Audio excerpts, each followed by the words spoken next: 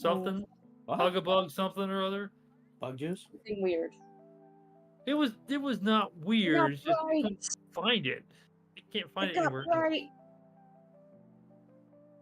Turn dark mode on. Dark mode is always on. My lights are usually off, so that's Copper's fault. Shush. It's bright. I will do So things my bright. way. Blinded by the Right, I'm light. blind. By It the helps. way, I do, Copper, I really do need to know when you are hoping to do the Minecraft thing so I can make sure the server's set up. And that I'm available. Gotcha. Now, I know you mentioned something about the 13th to the 15th. 13th through 15th, I don't have any plans. Okay. If we did do something next Sunday, would that be enough time? Yeah, I just have to see if I can convince Lynx to hop in for a tiny bit or not. He may Gotcha. or may not join, because sometimes he does stuff with us and then sometimes he doesn't. Gotcha. I mean, we don't have to do a lot. We just need to put some snow on the ground, build a few trees. Magic school bus. Yeah, that's no problem. Just spawn 80 million snow golems. No. That will lag the shit out of the Omega Republic spawn. 70 million? No. 60 million? Also, Might be snow harder than golems are how Copper's house ended up covered in snow. That's festive. now Found it's it. festive. Holy crap, there it is. My house still Found has it. snow in it. Well, there you go. You can keep it that way. Yeah, when I was in first grade, we watched this show because there was a TV in the classroom called the Hugabug Club. What? It's called the Hugabug Where would you put it on the Christmas tier list? Club. H-U-G-G-A. Shovel, I swear.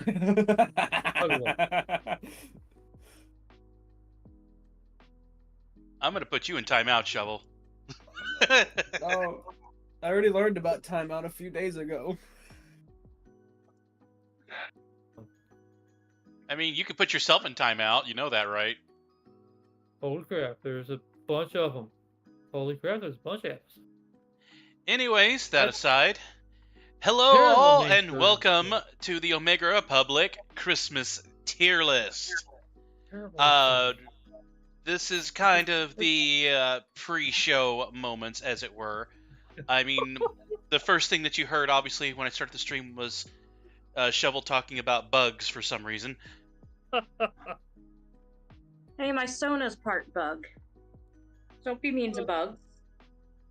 I'm sorry. That's the worst named episode for any kid's show. Rubber baby buggy bumpers. No, the see, Shovel was talking about bugs because I talked about a show when I was in first grade back. And he's gone. Lost him. Also, oh no, I'm bleeding. I was looking through the episodes, and one of the episode names, it's like episode number 29, Curious Kids. Curious Stranger has many danger. connotations Stranger right there. danger. Stranger danger. I don't think that was one of the names of the show, but it was called Curious Kids was the name of the episode. I'll go draw a sigil on the ground and summon something to protect the children. Apparently, Hugabug's Club is now animated, so which is probably good for the best because seriously, people in suits just not working. Well, hold on, Aenir. What's the basis of this magic? Is it witchcraft? Is it Satanism? Is it Yeah. Christian They're based? also Or... Satanism scared is of not- kids. Satanism is not actually witchcraft or any of that. It's usually a philosophy. Is it alchemy? Yes. Take it off me. Yes. No, Dang it. I'm not transmuting anything, so I'm not doing alchemy. Doesn't mean this. Doesn't mean you're not doing alchemy. I said, oh no, I'm bleeding. Say you're doing alchemy. Just say Yeah. that. We heard you say you were bleeding, but we didn't think you were losing like gallons of blood all at once. I'm not. did. It's I did. I thought that immediately. What happens with COVID? Let's see. We're all gonna die. With the tissue on that. Yeah, because it's bleeding. And it's bleeding enough that it's trying to drip. Oh, did you look at something sexy, Aenir? Now you got a nosebleed. No, if it was a nosebleed, it wouldn't stop for a good half hour or so. Not Master Roshi, okay? Calm down. Not that kind of reasoning for nosebleed, sorry. Pig, grab my dick. What? That's from the stream last night. That's also from the episode, so. I don't want to know. I'm not grabbing Cosmic Stick, thank you. No, grab it. I said pig, so. It's a reference. Okay, the short version is it's a DBZA reference, and Oh God, no. What are you telling me? You mean the submarine? yeah, Master Roshi names a submarine his dick. The Bridge series for a reason. You all 30 pounds put your tuna, but only if we get some too. Let's all go watch something more educational. Let's watch the Wubbles. What? What the heck is the Wobbles? What the heck is the Wubbles? Wait, wasn't that like wobble or wobble? the guys in the 4 guys in colorful T-shirts? You mean the Wiggles? The Wiggles. You're an idiot. The Wubbles. You see, I never watched the show. So I didn't know what it was I called. never watched the Wiggles. I never I have to watched listen the to show. it during car rides when we visit. I never watched the show either. Except my sister would watch the show. That and Yo Gabba Gabba, which I hated. I never watched that either. I never Yo watched Gabba Yo Gabba. Gabba Gabba or Coco Melon or whatever the other one is. Caillou. This one is Never watched brain that. rot. Ooh, Caillou's pretty good. I never pretty watched random. that. My brother watched Caillou when he was a kid, but Well- I just sat in the chair and made sure he didn't get into mischief. The original Caillou was actually accused of teaching kids to be brat. And be okay with kids having cancer. Whoa. Hold up now. Caillou has cancer. He has no hair. He's like 7. Yeah, he's a bald kid, and they never indicate he has cancer or anything like that, so there's no explanation for why he's bald.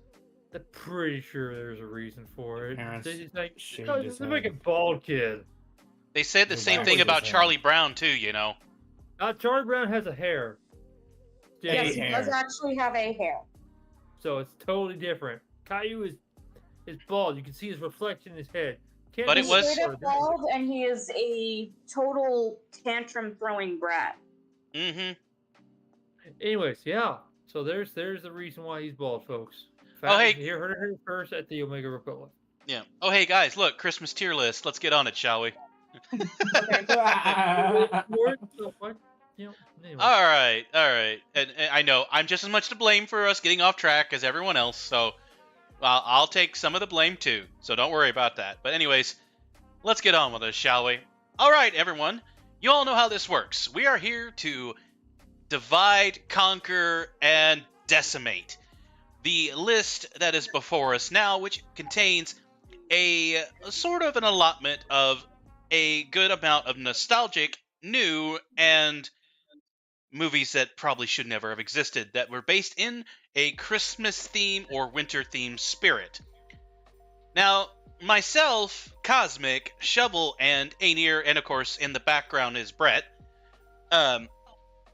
will be doing our best to dissect and review each movie that we have on this list.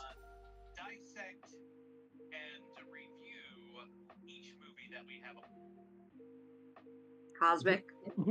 Yes. We just heard an echo of Yep. everything he just said through yours. Well, I'm sorry, it's not me. I have nothing else up except the tier list. Let's so. see. Who did we hear? Let me talk for just a little bit and see if it repeats. Okay, it's not doing it now. Weird. Okay. Technical glitch. Okay. Anyways, hopefully, nope.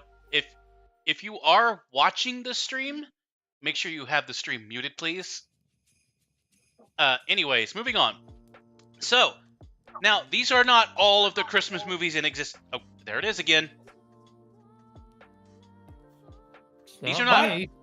These are not all the Christmas movies in existence. I keep looking back at Discord to see if I can spot it. I haven't seen it yet. Anyways, but we do have a more or less nostalgic list here. But let's start off with one of the older films, which is Aenir. I think it's coming from you. Yeah, it's coming from you. Sure? I thought Yep. it was only picking up Brett's clicking. Nope, it is coming from you. I saw the flash. Ah, Let me find headphones, but I know it came from Cosmics before. Okay, let me go grab headphones. Anyways, Falling out of my chair. we are starting off with a very old yet classical movie. If you're not familiar with this, it's called It's a Wonderful Life. The short, abridged version is a man questions his worth on Christmas Eve, and, he feels like he doesn't belong in the world, and he threatens to end his life. A ghost of Christmas appears before him, not like a Christmas Carol, but what he does is the ghost takes him into an alternate reality and shows him that the world would be worse off without him there. And then at the end of the movie, he comes to appreciate his life and realizes that, he needs to be there and that people do appreciate him in a sense. So, It's a Wonderful Life has a really strong story and a lot of good holiday values. I would say that it would be in between. It would be between Regifted and put it under my tree, in my opinion. Cosmic. I'd have Regifted. I say it's a classic. It's it's a Christmas classic. I say at least once a year to watch it. You don't have to watch it all the time. Some people have that thing, but I would say at least once to watch a year. So I put it in the Regifted column. Shovel. never seen it. Oh, Well, there's another one we're going to have to watch. What about you, Aenir? I've seen it a few times, but it's one of the many Christmas movies that actually bore me. So, I know it's a classic, it's got a good story, but I've only watched it a few times. It's not even Regifted because I don't watch it every year. you have to have snip Fair people enough. here who don't have Christmas spirit. Does Brett have an Plenty opinion? of Christmas spirit. So sad.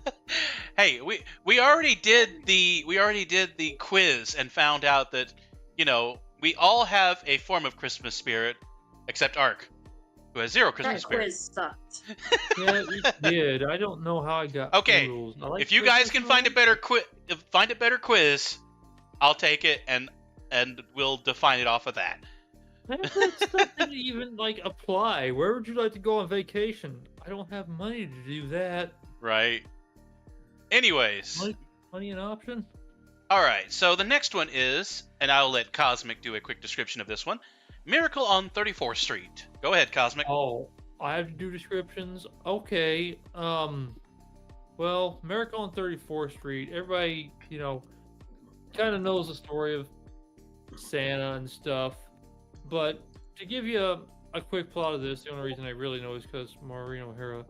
But on the morning of the Macy's Thanksgiving Day Parade, a man playing Santa Claus is drunk, and an old man by the name of Chris Kringle discovers this and complains to the event director at that time, whose name is Doris Walker.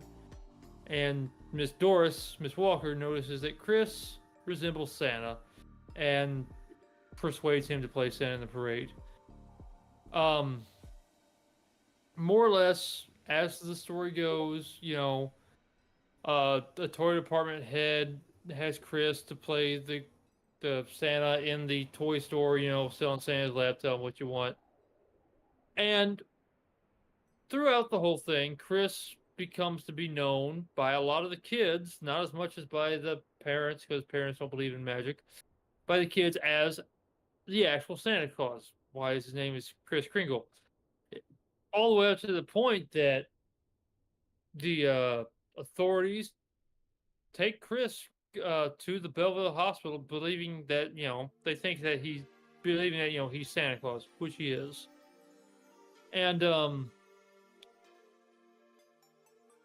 as the story goes on, he is brought before a judge, and his case is more or less dismissed because the judge gets, what is it, like 70 bags full of gets like 7 bags, mail bags at that time, Oh yeah. full of letters to Santa Claus. So in the end, he dismisses the case, and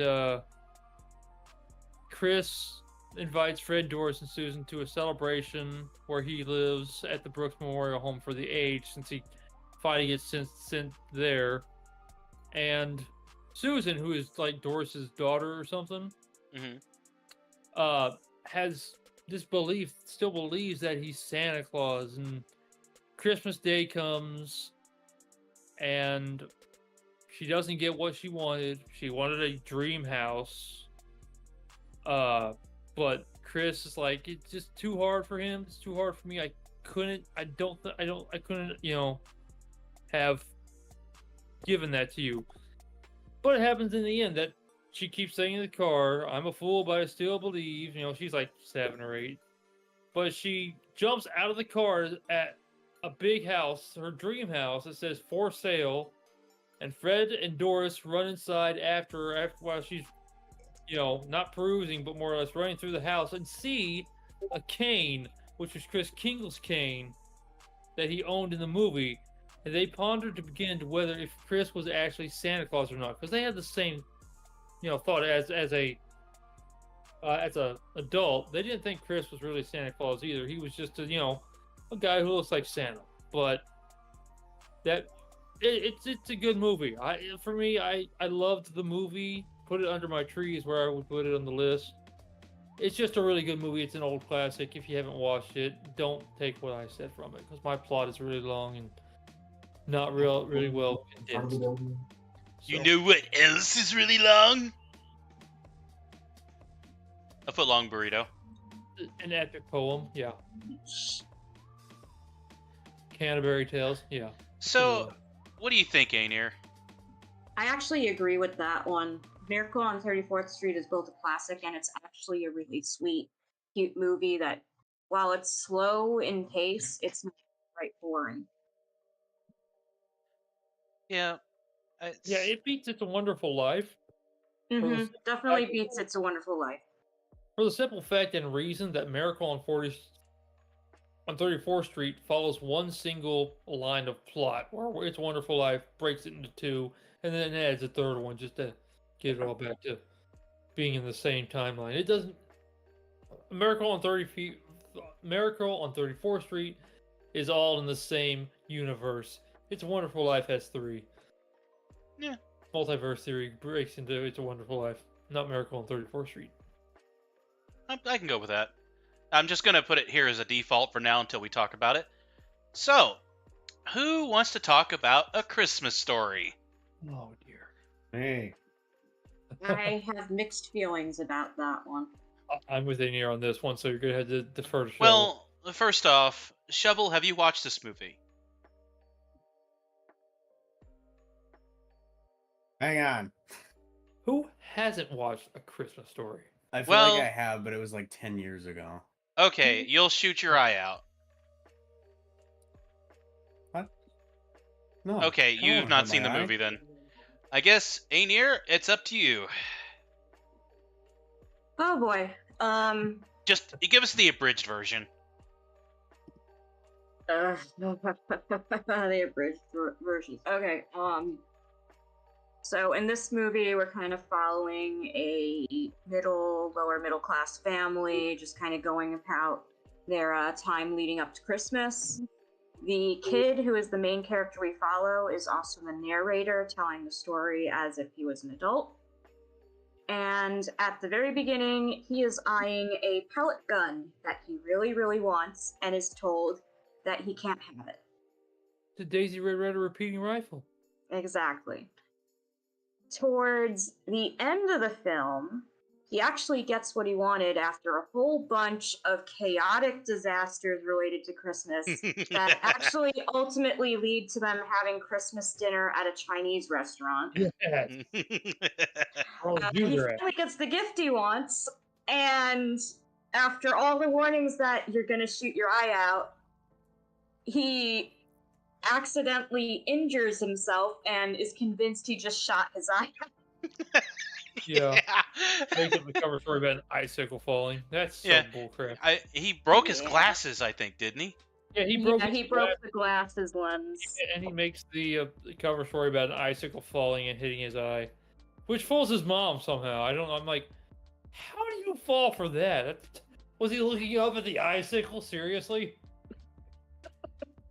But yeah, so it's the whole film just follows this mid or lower middle class family, where it's just a whole bunch of everything that could go wrong leading up to Christmas Day does. Just everything goes wrong for this family. Mm-hmm. There's a lot of But it- it. I mean, they try to have like a sweet moment tying it in, actually, like on Christmas Day, but then it gets totally bombarded by him shooting himself. So, Yep. but there are several high comedic moments that people remember from this movie. The first, of like course, shooting your eye out. shooting his eye out. He has And- a lot of vignettes, like the old man fighting the dogs, Yeah. fighting the furnace, and then having to fight the dogs. The kid getting his Um, tongue stuck to a frozen pole. Yeah, just don't Yeah. don't lick frost off of poles, kids. That's a bad idea. And then, of course, there's Oh. the sexy leg lamp that his dad wins. Yeah, don't forget about the bunny-footed Oh sleeper. god, the fucking leg lamp! I forgot about that.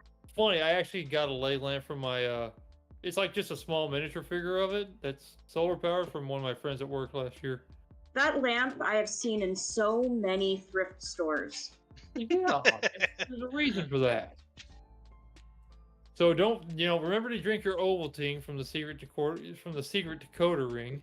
It's like he actually does it in the bathroom. He's like, be sure to drink your Ovaltine. Son of a bitch. Oh, Anyway, and then they're at the mall, and the mall Santa goes, "Merry Christmas, kid! Ho ho ho!" Oh. Kicks him down the slide. So Yeah. again, this is like why I have mixed feelings about it, because like it has so many memorable moments, but at the same time it's like, I've seen this, I've heard this so many times, just make it go away already. Oh, I feel like- fudge! I've heard it, I've seen or heard stuff from it every winter since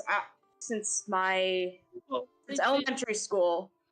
there's- Multiple times. It's not like once a year. It's like every house you go over, they're playing it. There's a reason for that. See, I think I figured this out. The 80s is like one of the most classic decades of all history that still exists in our time, and it's an 80s movie.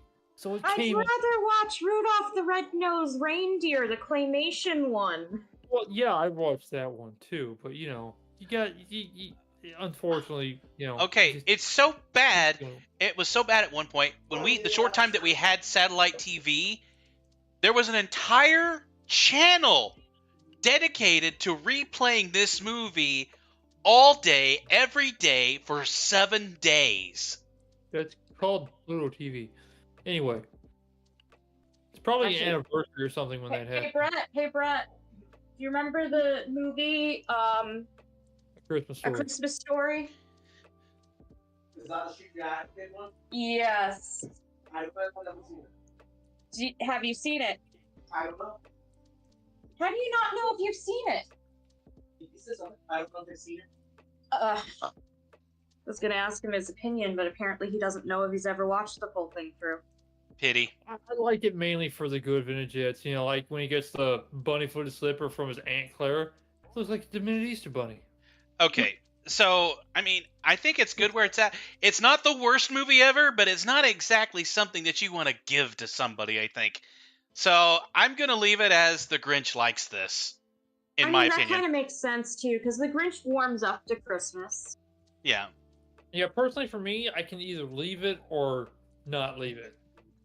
So if the Grinch likes this as the middle of the list, that's good for me. Yeah, Grinch is the middle of the list. So okay. All right. Again, this is default. We're not leaving it here if we don't have to. Seeing Emmett like- Otter's. This is a Jim Henson movie. Kermit the Frog actually makes an appearance in the movie, but he's not the main character in the movie. That's probably true. It's a very slow-paced but very short film. From what I can remember of the film, it actually had some decent, heartwarming songs, which of course Jim Henson was really good at that. And they're cute little otters. I mean, how could you say no to a story like Cute Little Otters? And these are the story is they learn to appreciate what they have, even if it's not like a huge, like fancy, expensive Christmas. They learn to appreciate family more than actual presents, is what the boiled down story is. So, I mean, from what I can remember, I honestly would put it as a regifted. I don't know, maybe if I just have a soft heart to Jim Henson movies, but that's kind of where I'd put it. But does anyone else have an opinion on it? Unfortunately, I've actually never seen that one. Okay. So I have no idea my opinion on it. All right, then. Emmett Otter's. What was the rest of the name? Hold on. You're gonna see some ads pop up when I do this. Jug Band Christmas. Jug Band Christmas. What did you say, Brett? Never even heard of it. He hasn't heard of it either. Okay. Never seen it. So. All right. Okay. Next up is the well-known classic, A Charlie Brown Christmas. One of the oldest Christmas classics that I was ever introduced. This was my first Christmas movie that I can remember as far back. So, I mean, obviously, I don't know if we really need to talk about this one that much because, frankly, everyone should know this movie. What about Shovel? Shovel, do you know this movie? Yeah. Are you saying that just because of what I said? Yes. No. All right. Okay. Let's do it this way. Shovel, I would like for you to do a brief description of this movie. Yeah.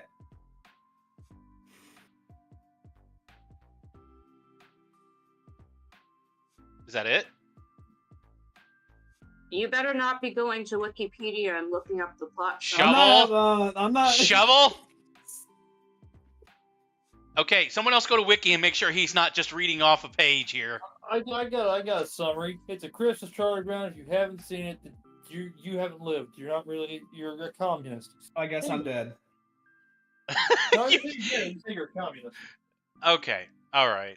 I'll do it. You're a communist. So, A Charlie Brown Christmas, of course, is based in our wonderful Peanuts world made by Charles Schulz. Oh yeah. Where we start off with, it's Christmas time, Christmas cards are going out, and, our lovable Peanuts characters are preparing for the season. Now, of course, we do have several interactions within the movie, the basic Charles Schulz things, where we have Snoopy as our Red Baron, and we have, Woodstock with Snoopy as well, which we don't see enough of Woodstock, I think. I don't think he gets enough of an appearance in Charlie Brown movies, but in case you don't know, Woodstock is the little yellow bird, for those of you who don't know. But basically, the biggest plot point of the movie is that the Peanuts characters are getting ready to do a Christmas play for their school. And Charlie Brown has to go out and find a tree for their play. Oh, that poor tree. Yeah, unfortunately, all that's left when he gets to the lot that he can afford is a scraggly little pine tree that barely stands on its own. It was a life support. Yeah. He brings it back. The Peanuts characters get all upset. Well, especially Lucy, who calls him the typical blockhead. Oh, she always hates him for whatever reason. In the film, during the play itself, Linus comes forward and actually does a reading from the book of Matthew. No, maybe it was Luke. Book of Luke. Is it the book of Luke? Okay. He does a reading from the book of Luke of the birth of Jesus Christ. And yes, I'm sorry for anybody who doesn't want me to talk about religion, but I'm going to bring it up anyways because it is part of the movie. But he does the first reading of the birth of Jesus. But after the play is over, Charlie Brown is a little bit saddened by the tree, but then they all end up gathering around the tree, and they decorate the tree, and suddenly it just brings a whole new life into this scraggly little tree, bringing the Christmas spirit and showing that even though you may not have much, as long as you have friends and family around you, again, I know that it's a repeating theme in most Christmas movies, because it's all about knowing that you have loved ones around you to highlight the spirit of the holidays. Now, for me, it's going on the S tier. Yes. Highest list for me as well. Aenir? Sorry, I'm eating, so I had myself muted. I actually agree with that position for Charlie Brown Christmas. That is a really good classic movie, and it doesn't really deviate from a standard Charlie Brown comic strip. Like, it's the same kind of feel. Mm-hmm. It has the same kind of spirit, and it's Christmas. Can't go wrong when you combine the two correctly. Yep. Yeah, it's a timeless classic. I guess there's regular classics, but Charlie Brown Christmas, timeless classic. I mean, you can watch it several times a year if you want to. Personally, I'm more of a kind of one and get to the next movie, but that's because there's a bajillion Christmas movies. And for But a still- special that's less than an hour long, it's really Oh, yeah, good. I mean, we've always watched at least once a year. Usually it's at my grandma's house, but if it's not, it's not. But once a year at the very least.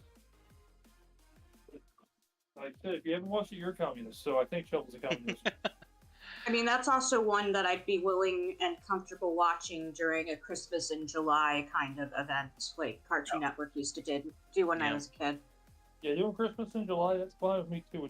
It's that timeless. You can watch it any time of the year. Mhm. Some days you just can't, but that one you can.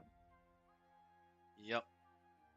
All right, we're headed to New York. Well, So. no, that's Chicago.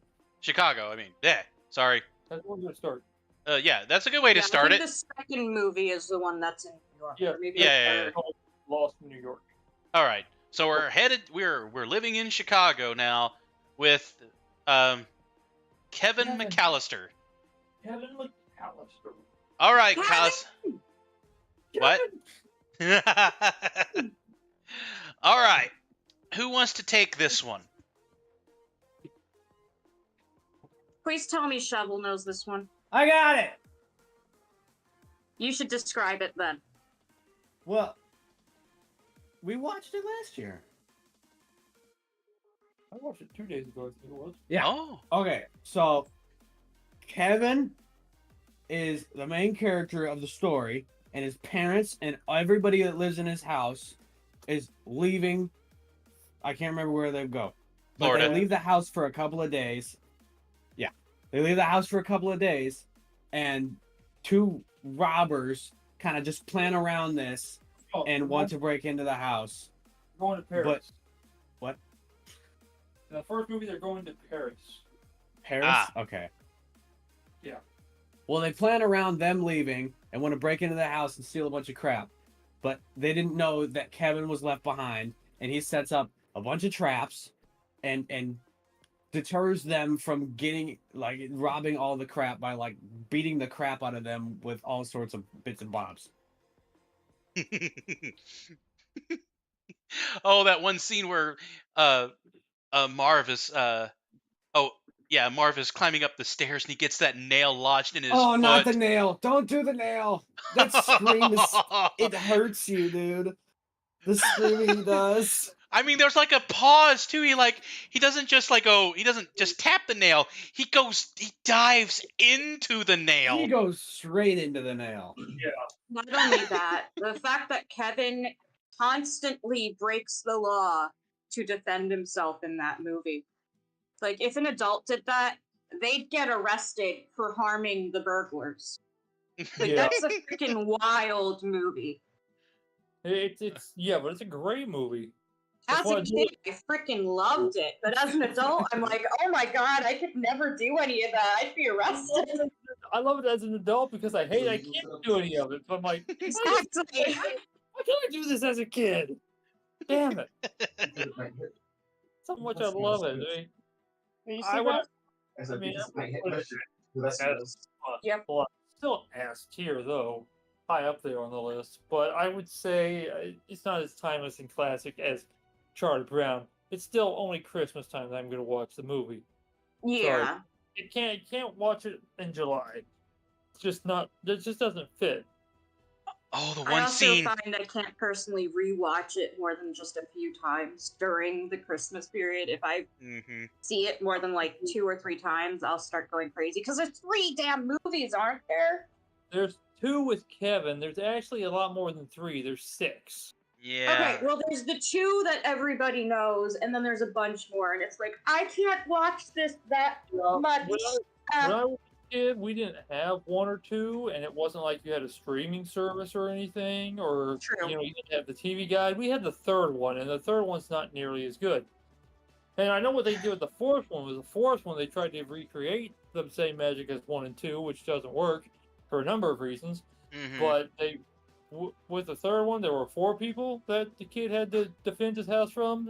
But with the 4th one, they tried to go back and have 1 kid defending his house from 2 people again. Yeah. Anyway, I remember watching it on TV too without streaming and all that. That was when I first watched this stuff. So Okay. well, I like I said, we had 3 and we had like a VHS of it. So Okay. shit. Oh gosh. tells you how old I am. Sorry, I'm making dinner.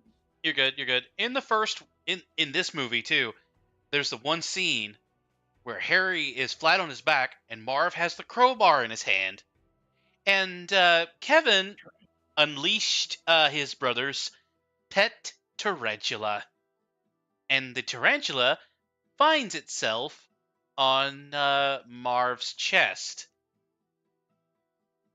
No, it finds itself first. It finds it on Marv's face, and then it finds itself on Harry's chest. Marv is the tall dude. Harry's the Yeah.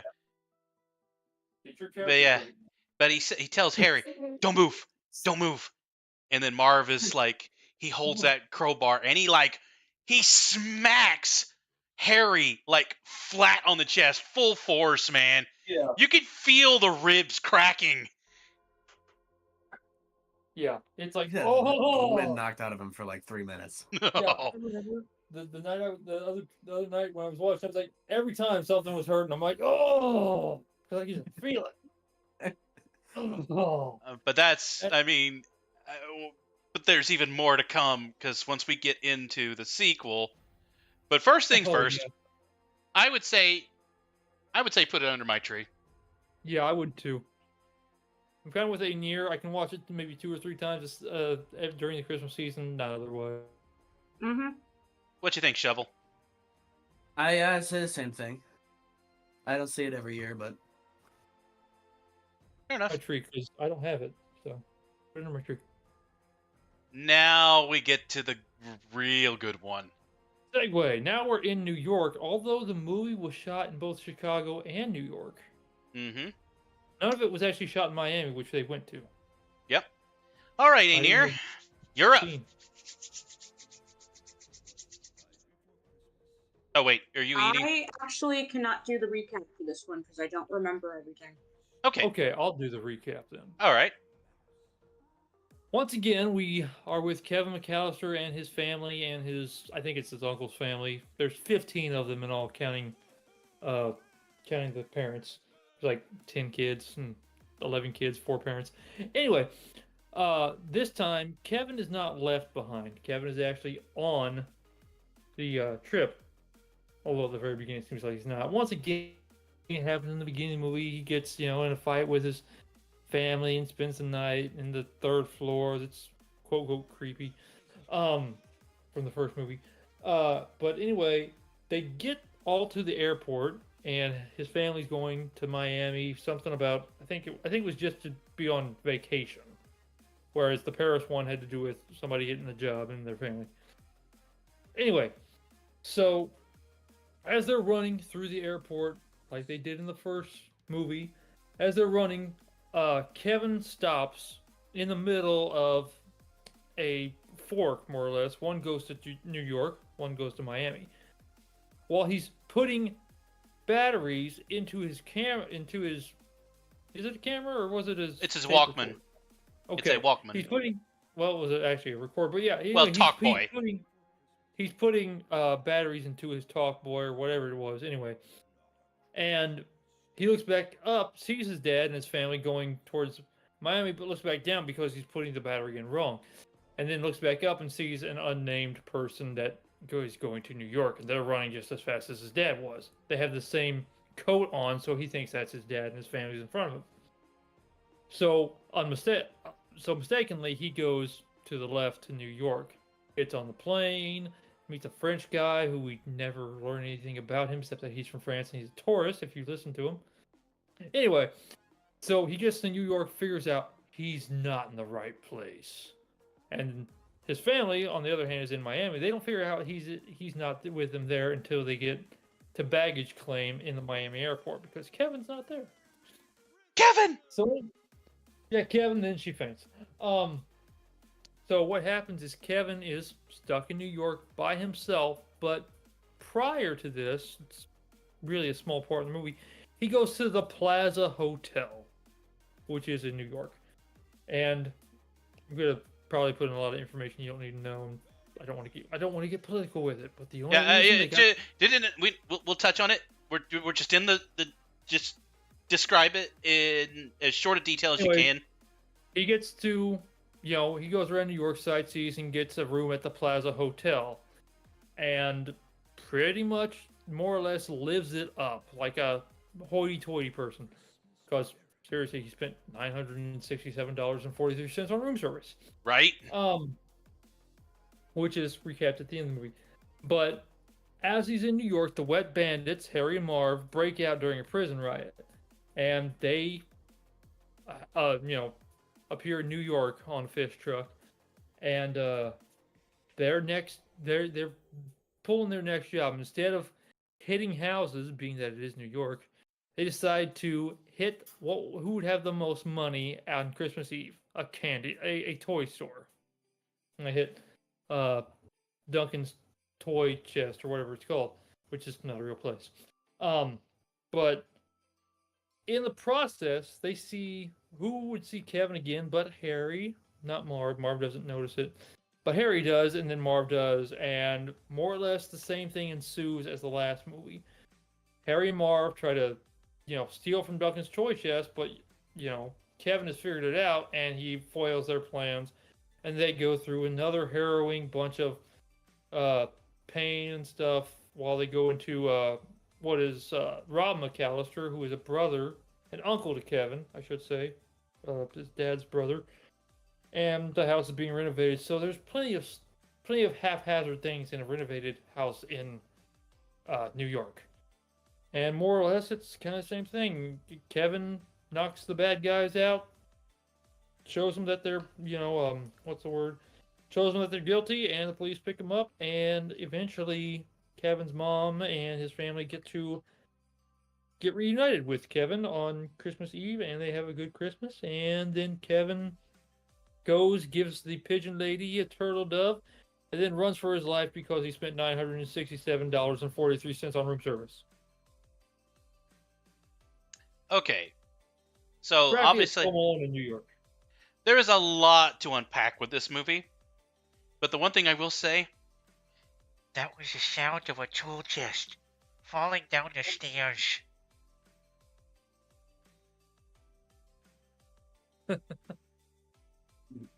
Nose crack. Yeah, both of them. That was the sound of a tool chest falling down the stairs. Oh. You want to throw bricks, kid? All right, you throw bricks. Granted, if it had been real life, they would have been. I mean, oh yeah, Marv would have been dead by the first brick. I don't know if he would have been dead, but he would have not been. He wouldn't have gotten up. Period. He would have definitely been concussed. I mean, He should have lost a tooth. Kevin is nearly defined as a murderer in this film. If it wasn't for the fact that it was more or less in comedy stylings, and if it was more real life stylings, if this was less comedy and more like real life, these guys would be dead by now. These guys would have been dead before they would even gotten close to Kevin. Yeah, I mean, I don't think Marv could have let go of the electricity battery in the second movie. I don't think that would have happened. Because when electricity runs through your body, your hand is staying there. Somebody's got to pull you off. Yeah. Okay, Harry grabbing onto the greased up ladder, falling on his back. Okay, that would have hurt and knocked the wind out of him. I don't think he would have suffered any severe injuries from it. Oh, no. But the minute he comes in and, gets a blowtorch across his head. Yeah. Okay. Same thing in the first movie, that's kind of hard to believe. That's second-degree burns right there, depending on how many seconds it was. Oh, well, his hair was on fire. His hair was not on fire for as long as the first movie. It was on fire a lot longer than the second movie. And then putting it in the toilet filled with gasoline? Yeah, that's not going to happen. Okay. I like the gag in the second movie where they replace, I think it was Harry, with the skeleton temporarily. Yeah, no, Marv. Yeah, that was Oh, Marv. that was Marv. I don't know how I mix up their names, but yeah, that was a funny gag. Oh, yeah.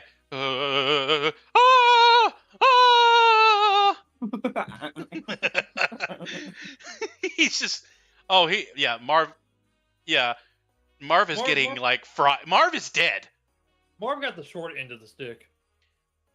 Yeah. I mean, I know why, because he's the dumber one of the two, but still, he got the short end of the stick. I mean, he got hit in the head by four bricks, and he's like, Harry. Harry. Oh, Harry. He says it 3 times, like, he's not getting up, is he? Oh my gosh. And okay, if those guys manage to survive all of that and somehow start making it up the stairs, Kevin then throws a large cast iron pipe at both of them. It hits them both in the head, knocks them off the stairs, through the hole in the main floor, and all the way into the basement. And then he cuts the pipe off of his line, and it hits him again. If they are not dead, oh my, see. oh, oh gosh. But yeah, There's only, sorry. Go ahead. Go ahead.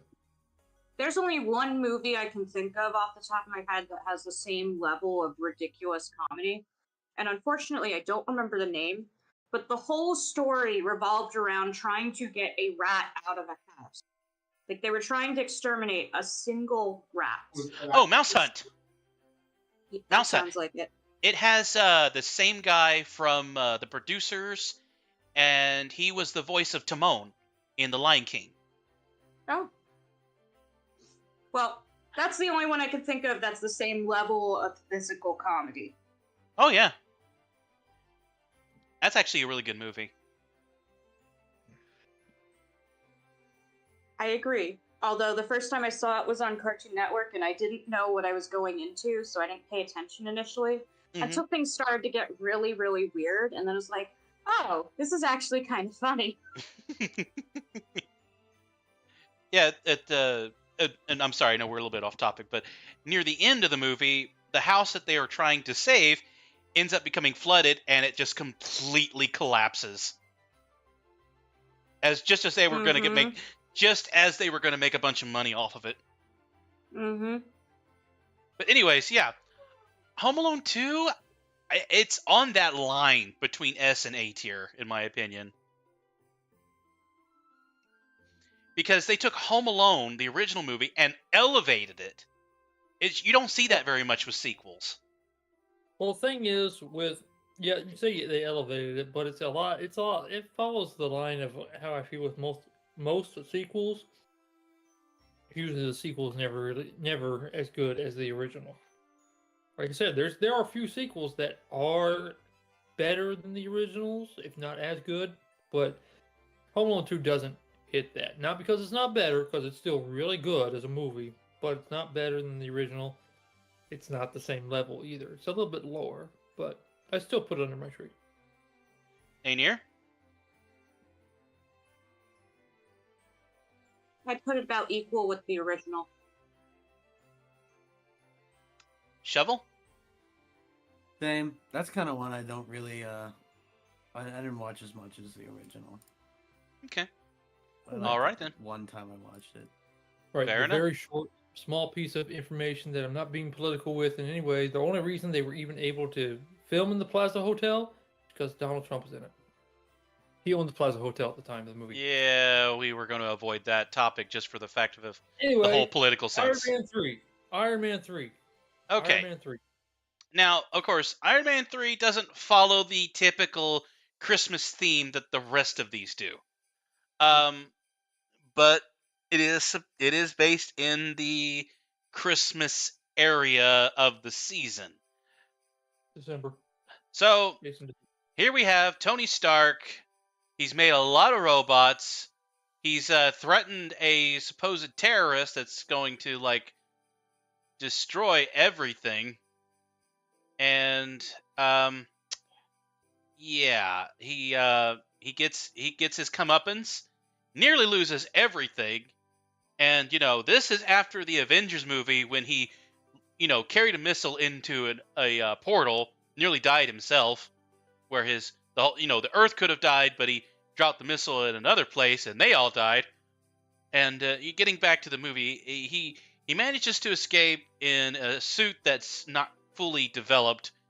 He gets there and finds out there's these people that are like combusting, we'll call them, and I know you're gonna chew me out for this, but I'm giving the abridged version here. I just hold on to your hold your horses, hold your collective thoraxes or whatever else you want to call it. But he gets there, finds out the plot.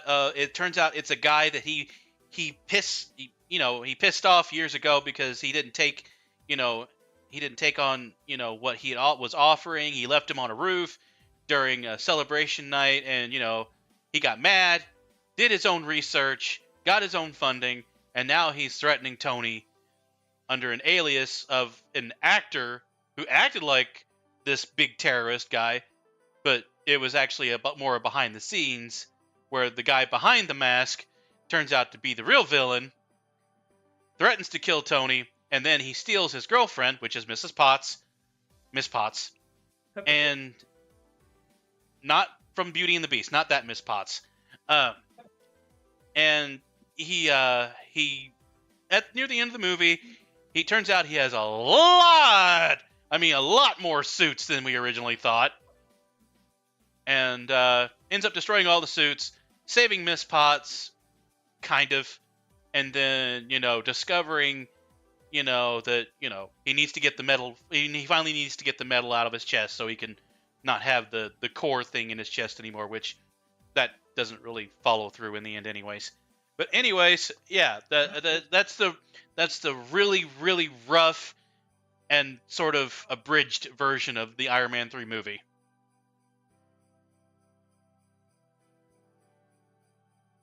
Yeah, I would say re-gifted in my opinion. I didn't really like the movie.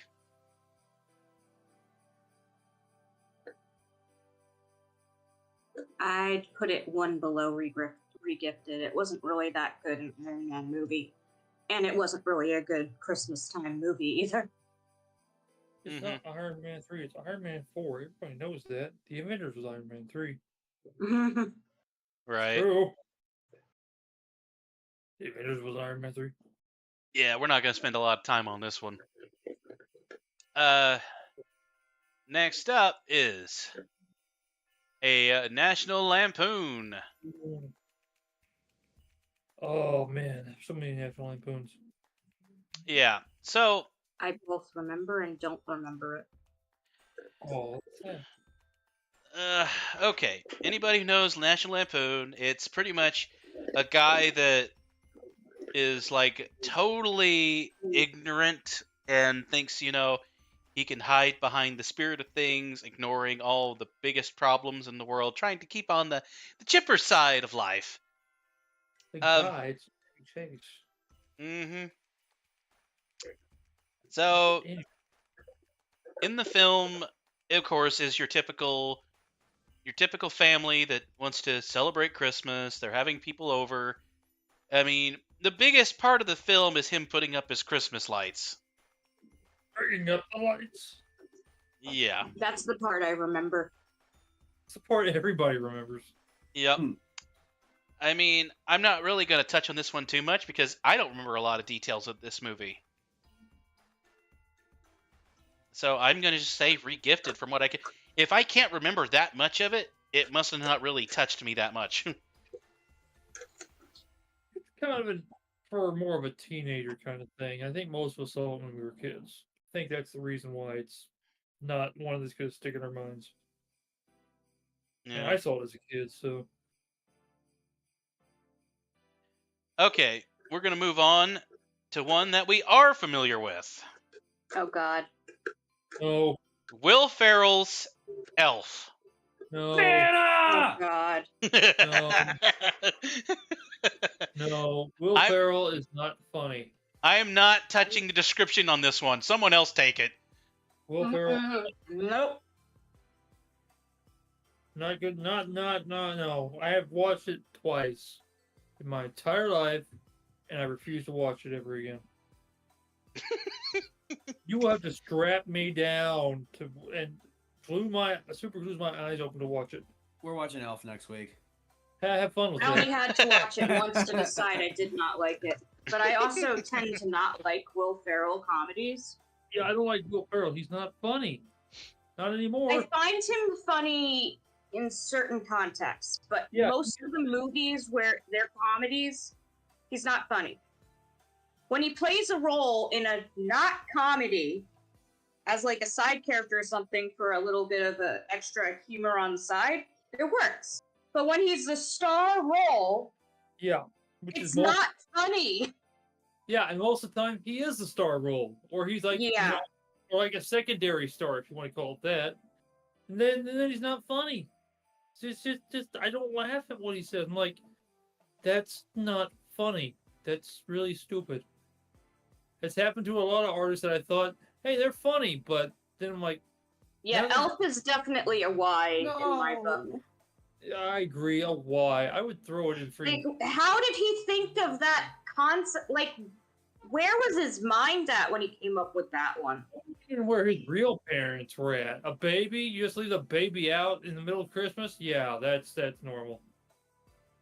Okay. That's how Will Ferrell became an elf. He wandered into Santa's bag. I'm thinking, wait a minute, Santa's kind of clairvoyant. I think you would know.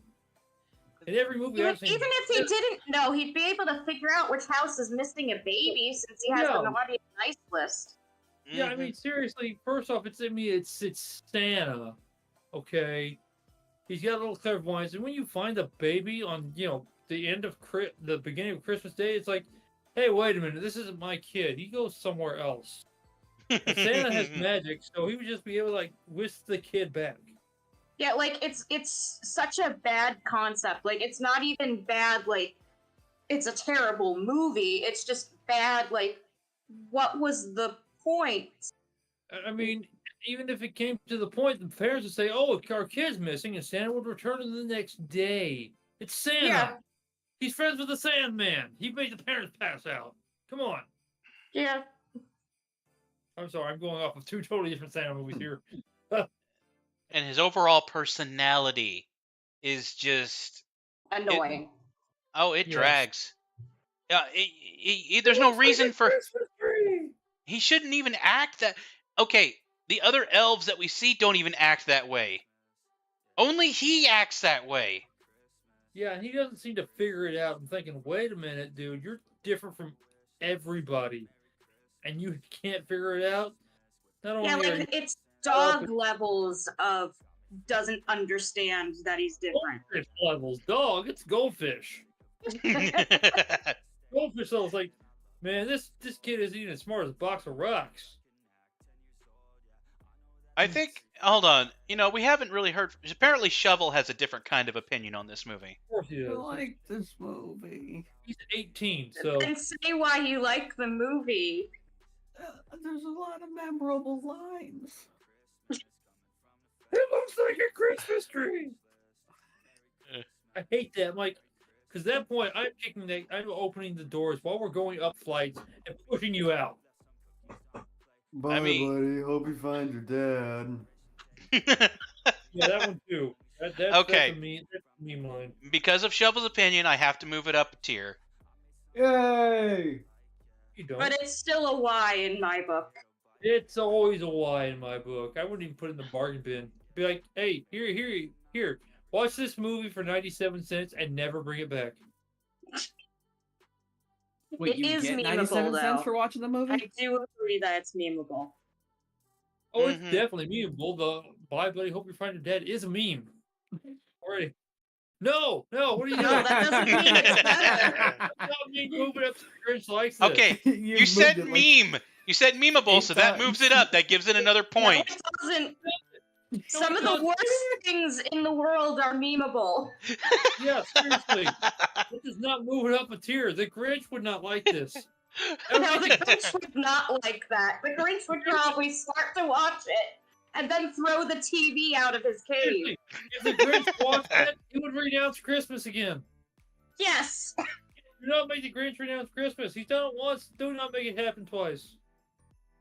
Okay.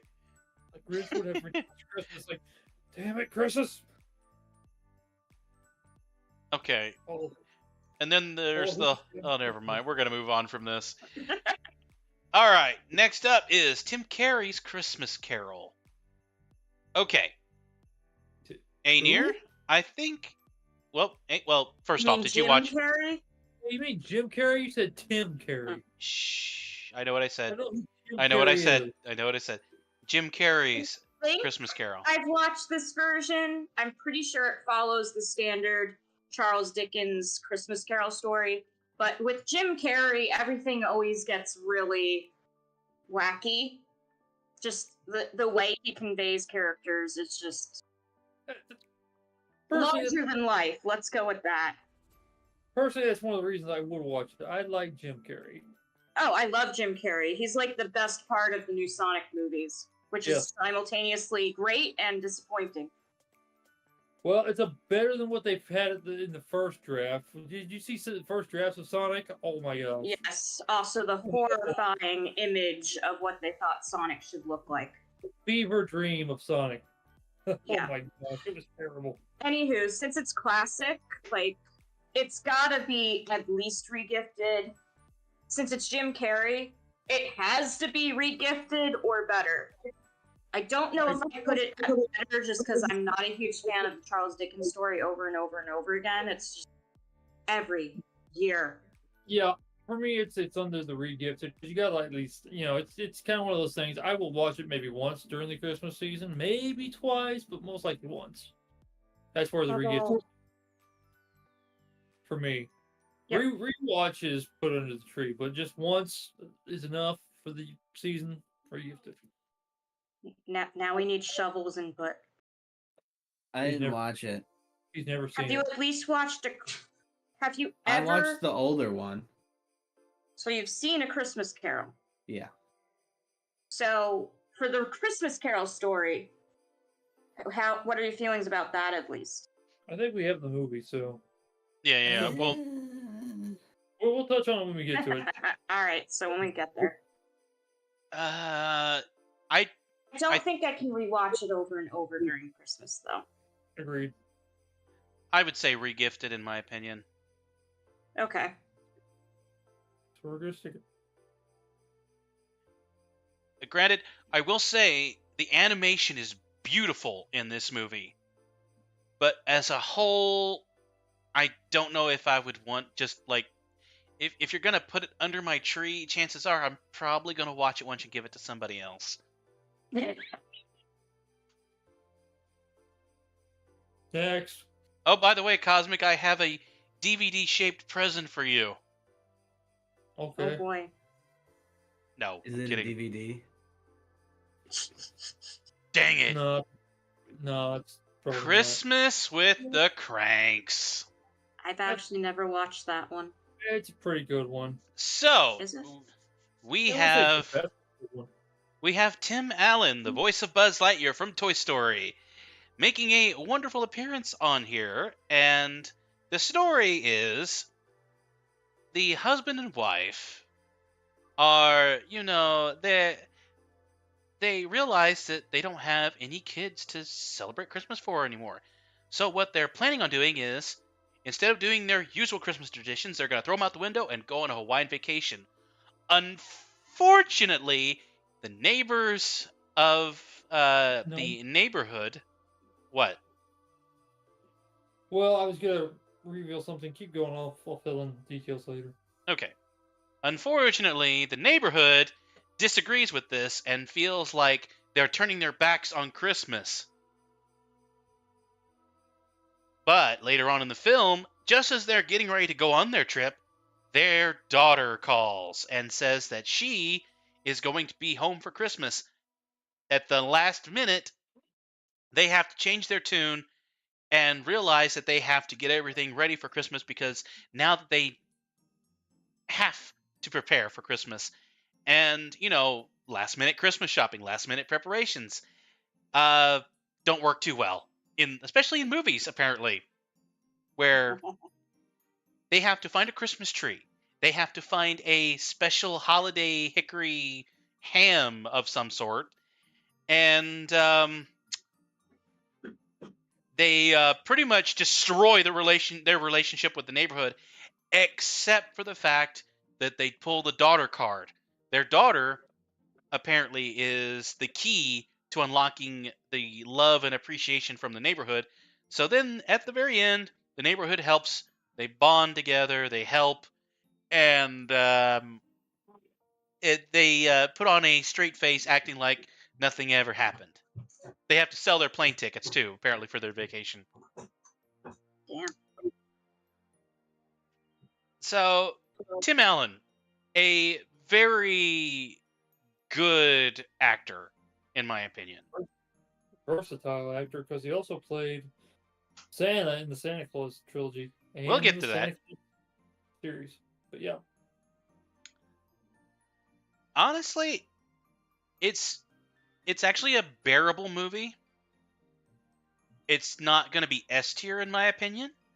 Oh no, But it's between these two levels. Because there are memorable moments from the movie where Tim Allen is completely burnt from trying to get a tan from going to Hawaii. Free Frosty! And free Frosty, yeah. Apparently they have a novelty light up Frosty that they put on the top of their roof every year that they end up breaking.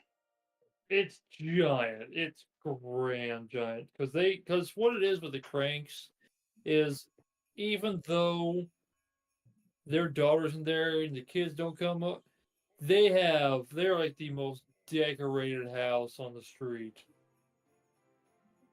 Okay. Lights everywhere, things in the front yard, on the roof. They always have the best of best things. Also, not only is their daughter coming back, but she's bringing her quote unquote boyfriend from college. Yeah, that's right.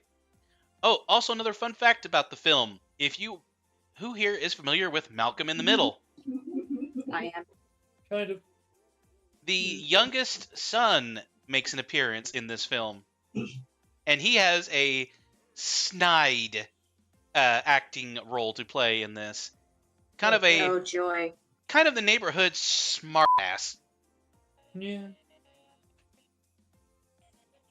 And he has to help Tim Allen, the main role here, steal a Christmas tree from the neighbors. Yeah. And it ends up backfiring terribly.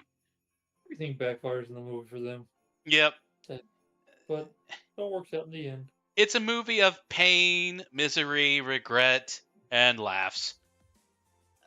So I would honestly say that, it probably goes underneath my tree. If I had it, I would want it. If somebody said, "Yeah, we're gonna give you this," I'd say put it in the record. Manier? I can't contribute. I never got to watch it. And I know Shovel have seen this movie. I've totally, absolutely, 100% seen this movie before. Now I can't tell if you're being Like- serious or if you're just messing like- with me. You Like couldn't hear the sarcasm? the description that you made was exactly what I was going to say. Like, word for word. Verbatim, son. All right, moving on then. All right, everybody's favorite boy. version of this movie. Everybody's favorite version. Tim. Yeah. Okay, Dag nabbit. Tim Carrey. I said it Tim again. Carrey's version of the Grinch. Fuck me. Tim. Fuck me. Okay. Stop fusing Tim Allen with Jim Carrey. They're not the same Wait. person. Tim Carrey. Tim Carrey. Shut up, Carrey. Brett. Okay. Jim Allen? Everyone knows the story of the Grinch, but Jim nobody knows the story of Jim Carrey's Grinch. Aenir. Tim Carrey. It loosely, well, not loosely, it partly follows the story of Dr. Seuss's Grinch, but it gets weird. It gets really, really weird. Like, I can't even, like, I'm having, like, flashbulb memories of scenes where it was weird, but I cannot put into words how weird it was. It was just weird. Yeah. That's the only way I can describe it is weird. The Grinch, but weird. That's the only way to explain it. Have you agree? This is not one of Jim Carrey's high points. No, it's not. I mean, don't get me wrong. I love Jim Carrey's acting, and he is hilarious. But like, this was a weird movie, even for him. Yeah, I mean, every actor, regardless of who you say, has a low point, and it's usually either in their later or earlier years. This is in the middle. This movie, Jim. If they had anybody else besides of Jim, they should have taken the role because they probably would have been better. Because Jim is not this kind of person. He's too happy all the time. He's too over the top, and yeah. Also, Just- fun. Good. The yellow contact lenses he had to wear for this movie actually messed up his eyes a little. So a lot of scenes are actually edited with CGI to give him yellow eyes. Yeah, that's one Yeah, thing you have to remember with Jim Carrey. He went through a lot of pain and misery wearing that suit. Yes. And he admitted it. Overheated constantly.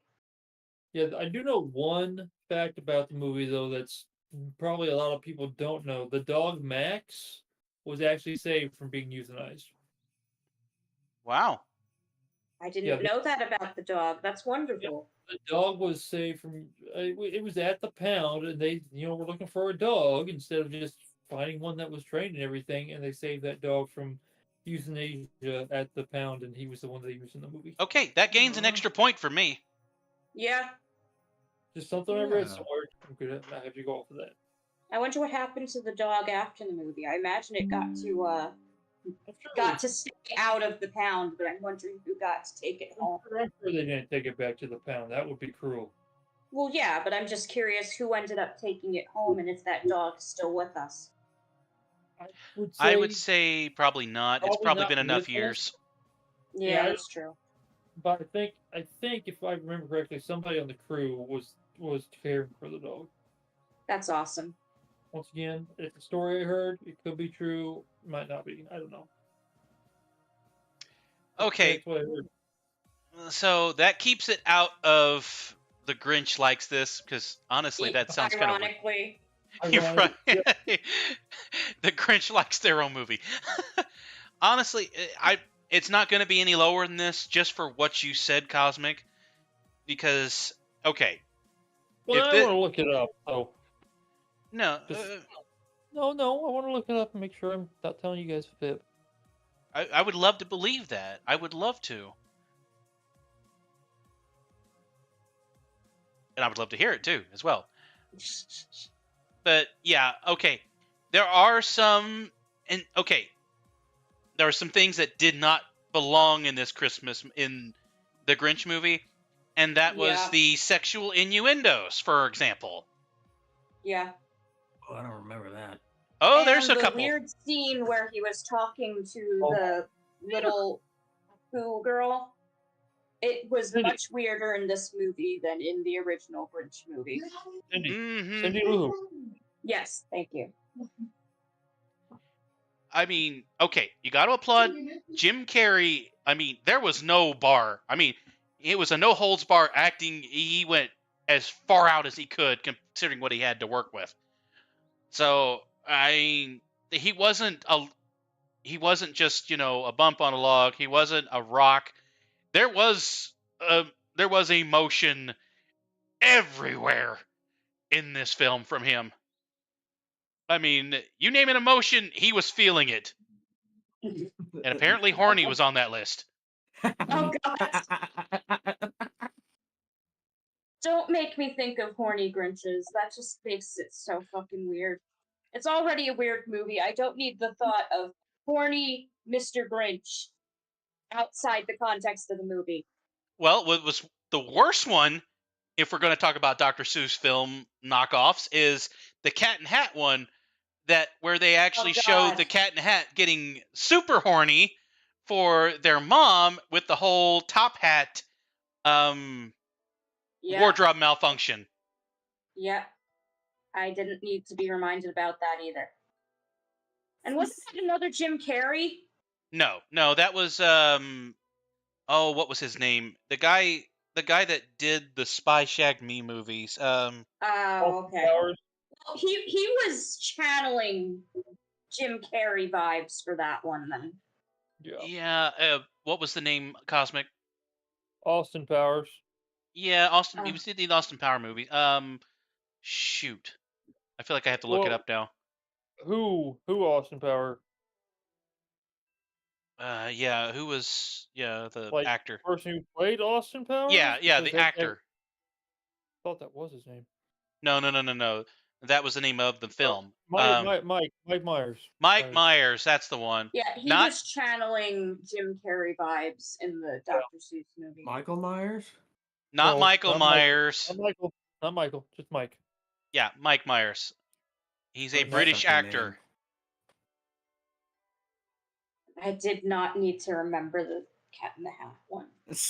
Now I've got both images in my mind. And it's like, no, get this out of my head. But they make up for it with the Nah. cooking scene when he cuts off his own tail.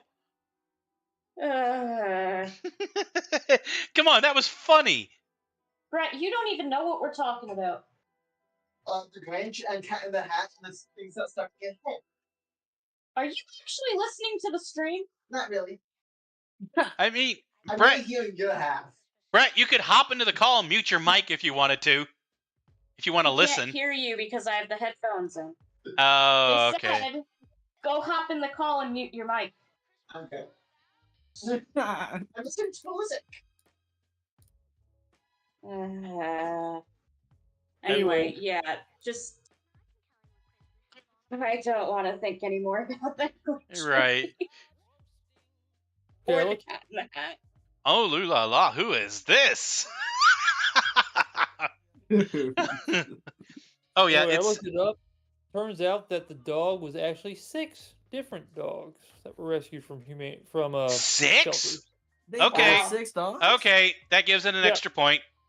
Says the Grinch is Dang. loyal. Max is back as well and is played by 6 different mixed breed shelter rescues. All right. Kelly, Kip, Topsy, Stella, Zelda, and Bo. Okay, I'm So going to guessing say. they were just different parts of the movie.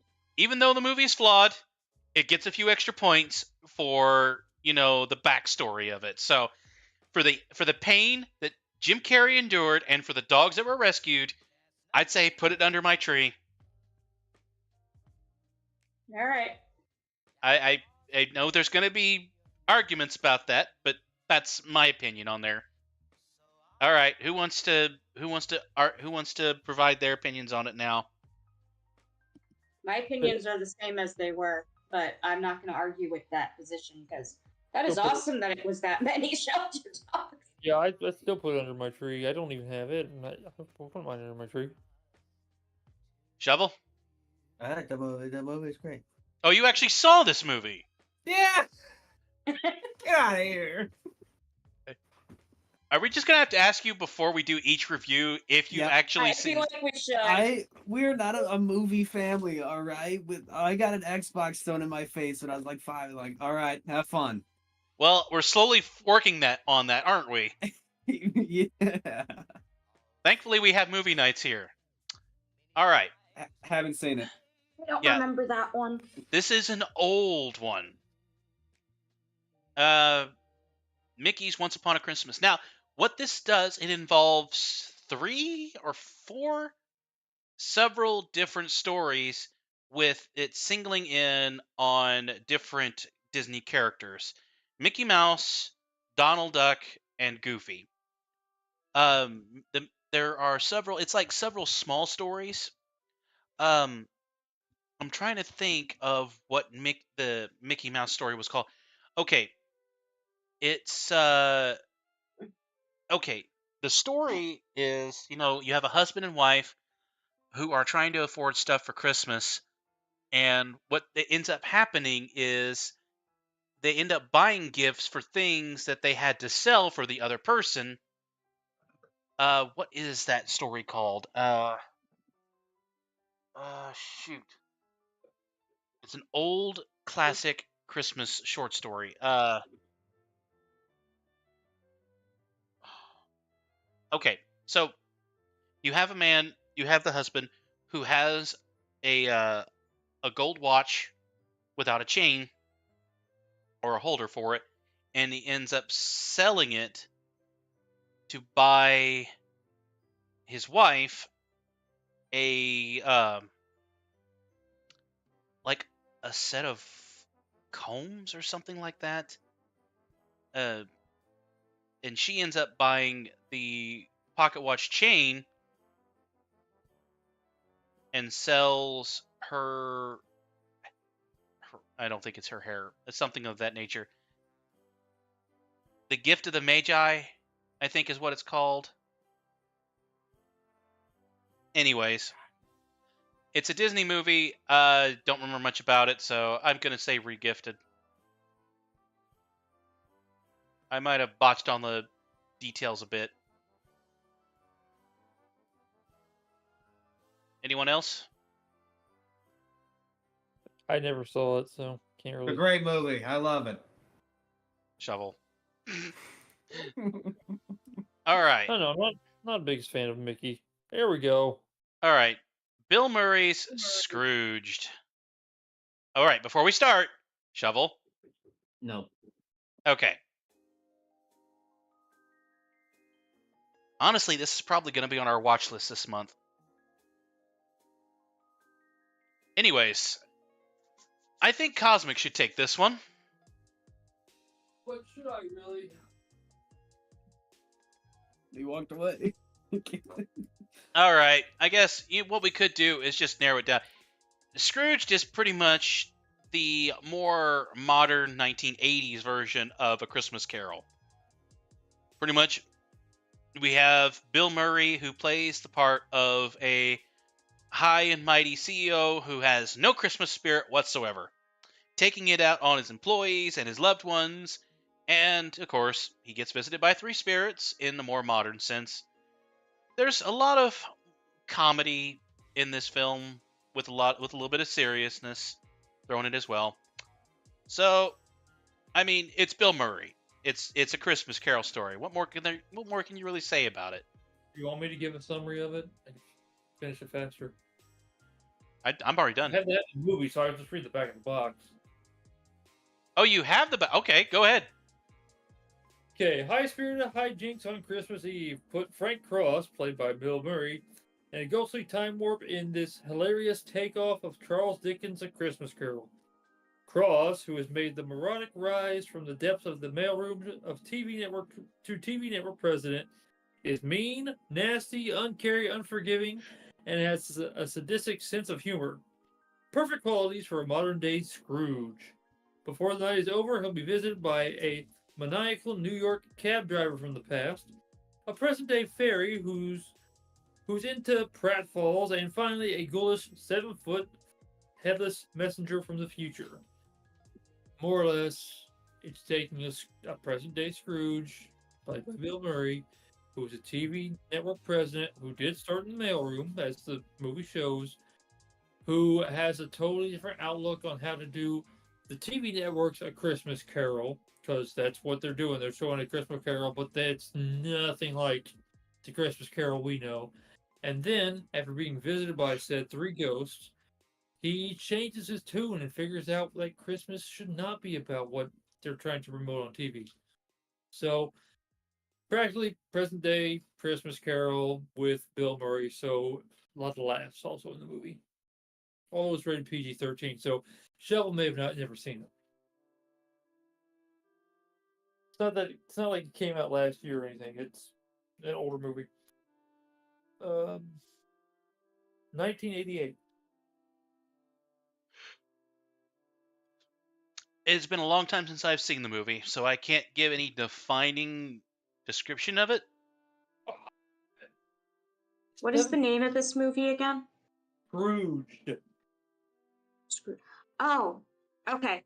Your description sounded familiar. It's just I don't think I've seen it in like Well, like I said, it's probably 25 years. It's a 1988 movie, so yeah, it's been a while since it's been out. But yeah, it's called Scrooge. It's Scrooge with a D, and it's got Bill Murray, and that's the reason why I even saw it in the first place, because I still think Bill Murray is funny even to this day. I love how ads He's take over he's the screen. funny, but I've told you before. There's an ad blocker that would work for that. That is free and is not an issue, but you didn't want to install it. I'm just, anyways, moving on. Just wait till next year and get a new one, because usually every year the people who make ads find a way to get around it. So Well, that's why they update the ad blockers every time they new workaround is found. yeah, sometimes they update them, not always. I've had problems with that in the past. I'm like, oh, holy crap, this doesn't work anymore, and there's no update for it. Well, it's so weird. Like, it's like they feel like they absolutely have to be on the screen the minute I zoom in. Look at that. It's just like, oh wait, here we go. David Anderson is an agent for State Farm Insurance. Wait, when did you guys go over Frozen? Oh, We haven't been this there is yet. 15 Yeah. years. Okay. Yeah. We Anyways, got rid of it because it's not actually even set during Christmas time. Oh, Here I we want go. to describe this one. here we go. Here we This go. one I hate and love and hate because it's a just why. All right, can I describe this one? Yes, please. Go for it. Okay. It's taking place in a small townish kind of situation. We've got the local sheriff. We got just a generic small town. We get this really, really violent serial killer who's on his way to the prison. He's supposed to be executed. And for some freaking reason, en route to the prison, at the same time, from the other direction, there's a chemical carrier. It's got chemicals. They get into an accident. The chemicals get spilled into the snow with the serial killer, and somehow this turns him into a freaking snow monster. So Now, kills people. Are He's we? a snow monster. He makes himself look like a snowman. Yeah, but he's going around killing people. Yes, that's the whole premise, as he goes around killing people in this small town during Christmas time. Are we talking Because about he's the a serial same killer, movie and he here? needs to keep killing Yes. people. Yes, I've seen the movie. This is the same movie. I know exactly what Yes. you're talking about. I've seen it. This Yes. is the same movie. Just let her go. It's a freaking weird movie. Yeah, it's in the Anyway, they get through the whole movie and they find out that his one weakness is antifreeze. So eventually they kill him with antifreeze. But yeah. They what they do is they have a truck, you know, like your regular good old fashioned truck. They cover a tarp in the back and tape it to the sides, fill it with antifreeze, and then somebody pushes him in and he melts. yeah, but there's the sequel. So Gross. The sequel, yeah. so apparently antifreeze sorta worked, but not Antifreeze fully. works once. Yeah, antifreeze works once, and then there's a sequel. I've become what was it? Numb. I don't Well, know. in the sequel, the antifreeze works as a temporary. Yeah, he kind of thing. becomes impervious to the antifreeze. It's such a fucking weird movie. That is. I'm not even sure if I put it in the Christmas Y. horror movie, and it's not a good one. Yeah, I'm not even sure if I put it in the Y movie. I might put it in the Krampus loves this movie. I feel it's a why just because it's so bizarre a take on Frosty the Snowman. Like, Well, it's not a take on Frosty Snow. It's more like a take on Bad Mr. Frosty from Clay Fighter 63 and a third. it's just If weird. anybody's ever heard of Clay Fighter 63 and a third, there's a blast from the past. I don't think we're gonna Yeah, touch no. on this one anymore. Now we get to Cosmic's favorite.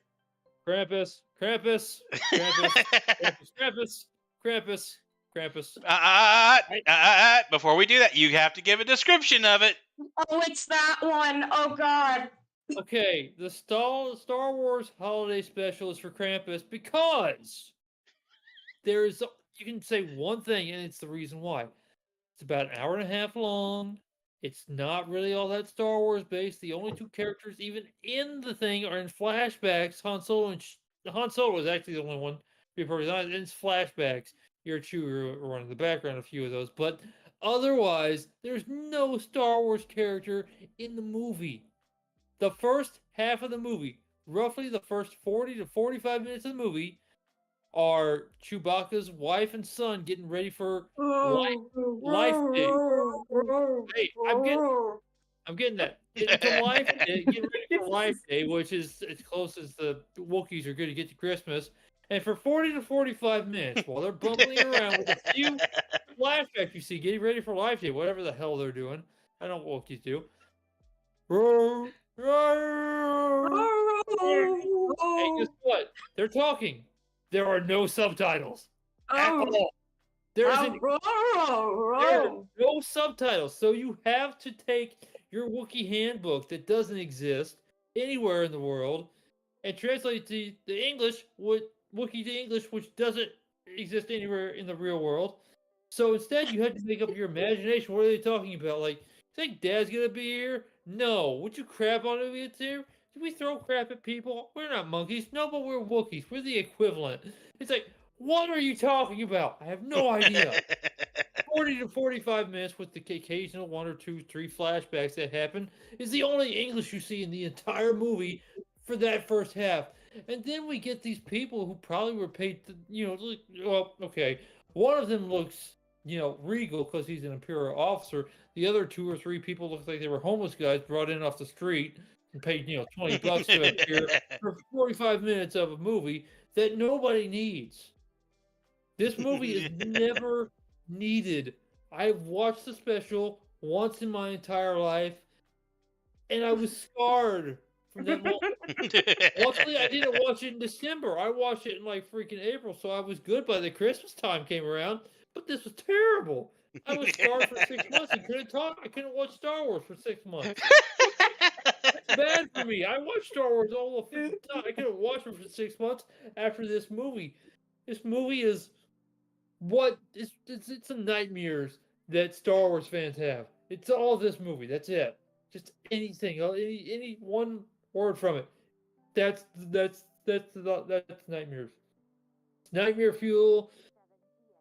I don't think George Lucas even. I think actually George Lucas did not endorse it. It was made by fans. It was made by fans. And those fans are not fans. They're losers. They have no life.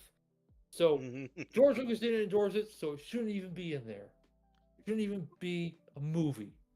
Should be like a footnote in a long lost chronicle book at the back of the library that nobody reads. Let's continue. Tim Burton's The Nightmare Before Christmas. This is a massive improvement. Forever on the nice list. Forever on the nice list. Forever on the nice list. It's a massive improvement over, Well, first we got to give a description. I don't know I put it on the nice What's list. I this? mean, What's this? There's color everywhere. What's this? There's white things in the air. What's this? I can't believe my eyes. I must be dreaming. Wake up, Jack. This isn't fair. What's this? Aenir, Sorry. I believe you are the best one for the description of this movie. Awesome Tim Burton movie. Claymation. Just awesome claymation. Old school Tim Burton claymation. Combines two really great holidays. Like, you can't go wrong when you manage to pair Halloween with Christmas, because Halloween is fucking awesome. Christmas is a very traditional and very, like, happy holiday. And, just the characters are iconic and all that. The story is, we've got this skeleton dude named Jack, who is the king of the pumpkins. He's the pumpkin king. He's the king of jack-o'-lanterns. Anyway, he's a skeleton, and he's been going through, like, a depressed period because he's getting tired of the same thing every single year, because every year they do Halloween. And that's the only thing. Every year. 365 days till the next Halloween. 365 days till next Halloween. 364 days till next Halloween. It's always Halloween. He's bored. Then he stumbles upon a door to the other holiday lands, because apparently each of the holidays have their own doors to their own different realms.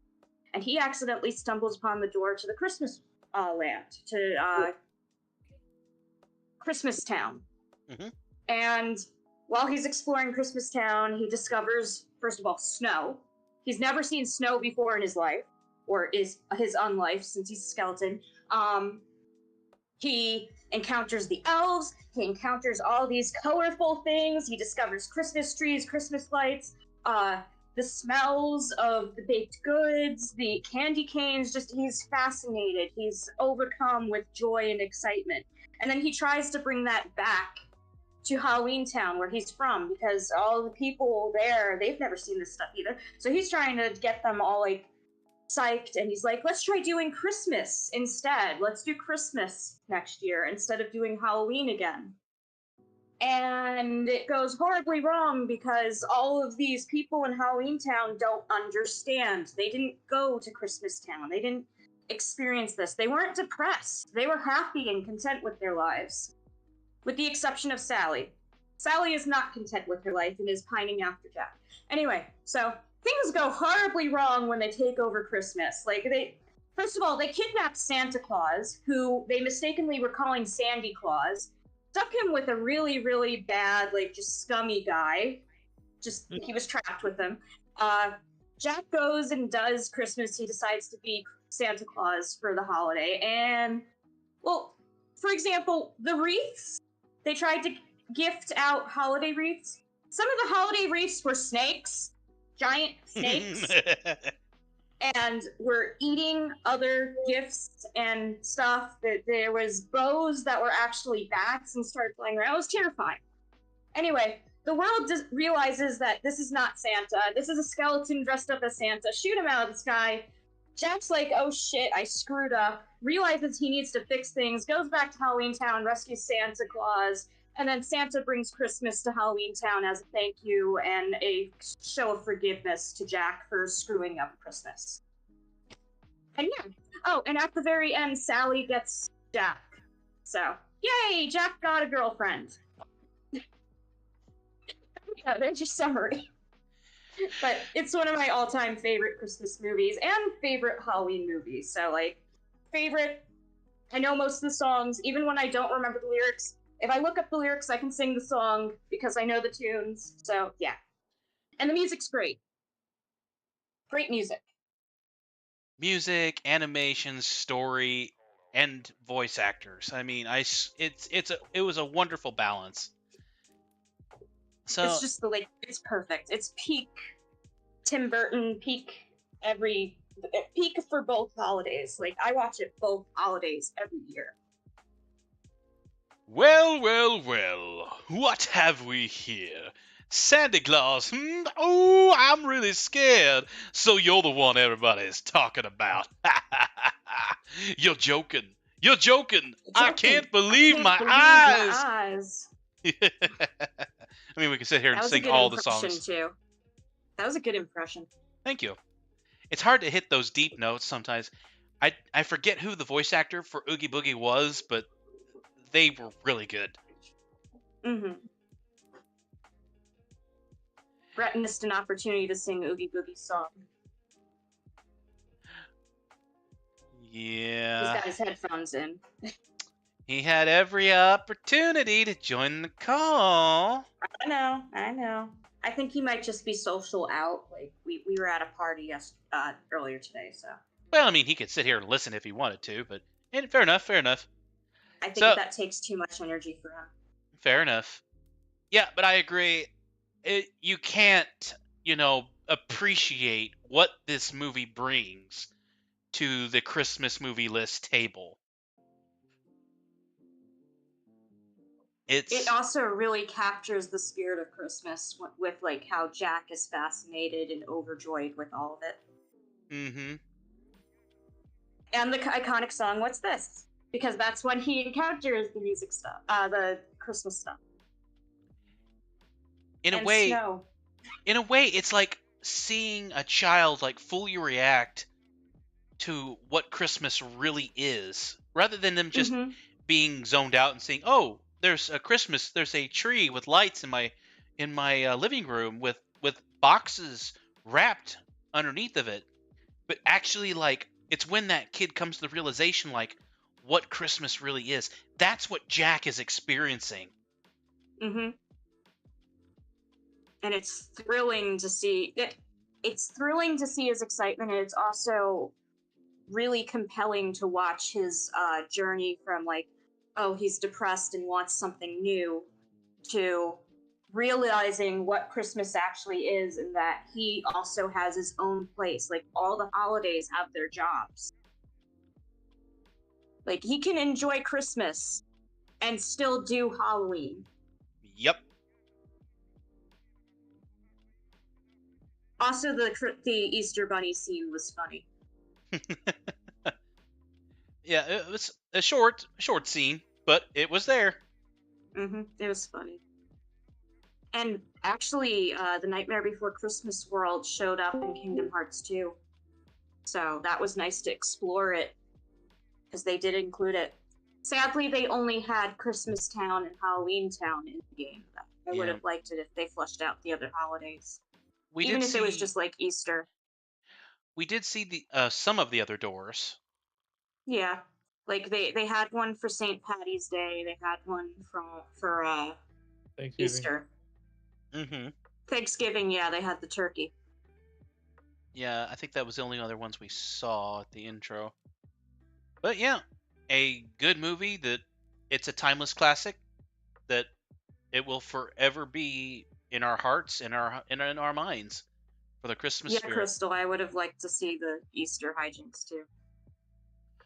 So the next one is a movie I have not seen and I know nothing of it. Is Love Actually. I've seen it once or twice, but I don't remember any of it. It's been a long time. Crystal, you don't have any information on this movie, do you? Love Actually? It sounds familiar. It sounds like a Oh. romantic comedy. I have not actually seen it. Yeah, it's a rom-com for around Christmas. It's as far as I can remember back. Because like I said, it's been a long time. We're talking high school. I've been out of high school since I was 18. So I mean, that doesn't give context on when you were in high school. okay, I've been out of high school for about it's about 16 years now. So yeah. All right. Okay. Well, we'll just default it to the Grinch likes this since we know nothing of it. Wherever the middle Shovel is. doesn't know anything. Lav, you know anything about it? Yeah, I saw the whole thing. He wrote the movie. What are you talking Yeah, about? I wrote that. What do you mean? Okay. Well, this next one is a newer film, and I've not seen it all, the whole thing, unfortunately, but I can kind of contribute a little bit to the story itself in case no one else wants to. I actually still haven't watched this one, but Brett was like raving about it to me and saying I need to watch this one. Okay, then Brett needs to be the one to describe this. All right, Brett, What can you is come it? over here and summarize the movie Klaus? Klaus. I don't know Klaus. I haven't seen.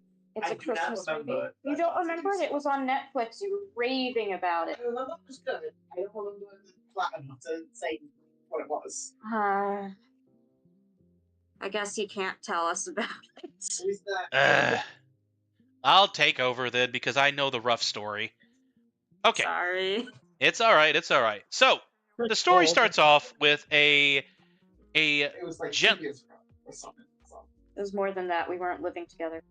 Okay, so then like 3+ years ago. It was a while ago. I don't remember what it was. Sorry, Copper. we gave him an opportunity to speak here, and he doesn't want to do it. But anyway, so the rough story of the movie is we have a young man who works in the postal service with his father, and apparently they work in the postal service in a place where they make a lot of money, and they live very comfortably. So it's not The- UPS. Got it. It's not USPS either. Yeah, it's not none of the US anything. The young Not US man, period. anyways, the young man is a bit overprivileged and doesn't seem to appreciate the value of a dollar. His father notices this, and thus he sends him away to learn some moral values. Apparently to a place that is off-grid and a place that has no postal service and has gone through several postmen, and he now gets to work there by himself to operate a non-existent postal service. The town itself is based in a community that is split in half. Pretty much a Hatfield and the McCoys situation.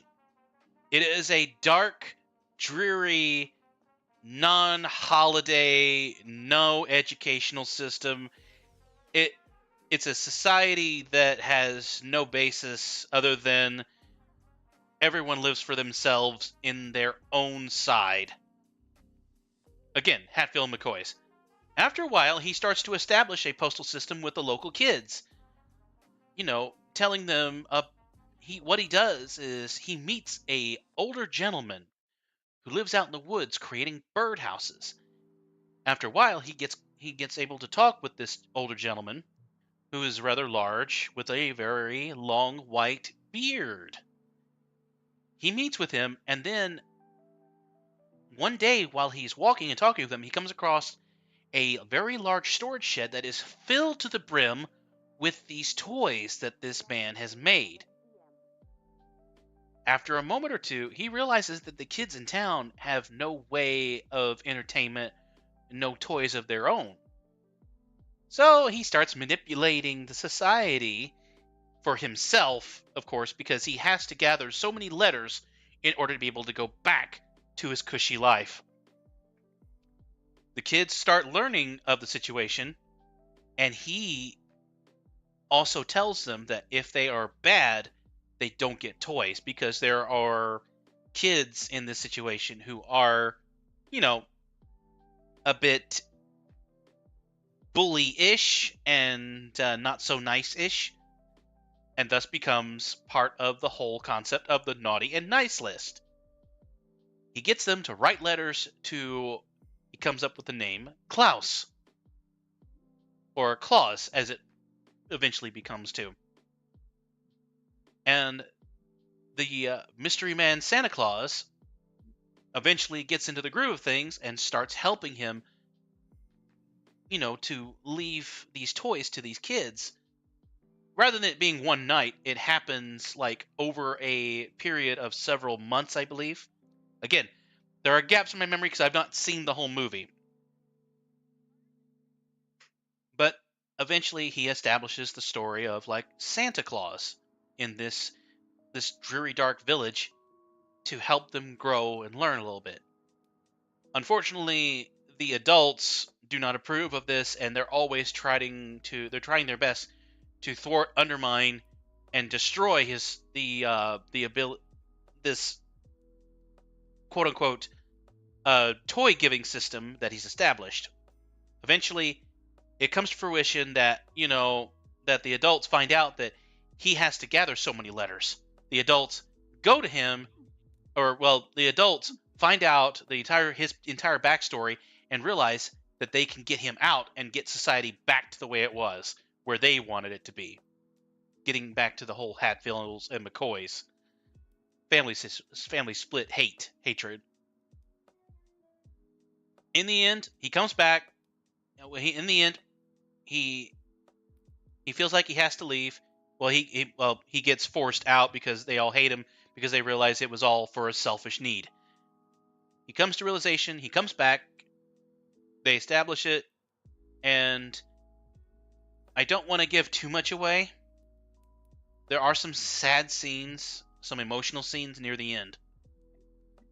But yeah, that's the story of Klaus. Or Claus, if you want to call it. The animation is quite nice in the film from what I have seen. And, okay. A comparison in animation style is...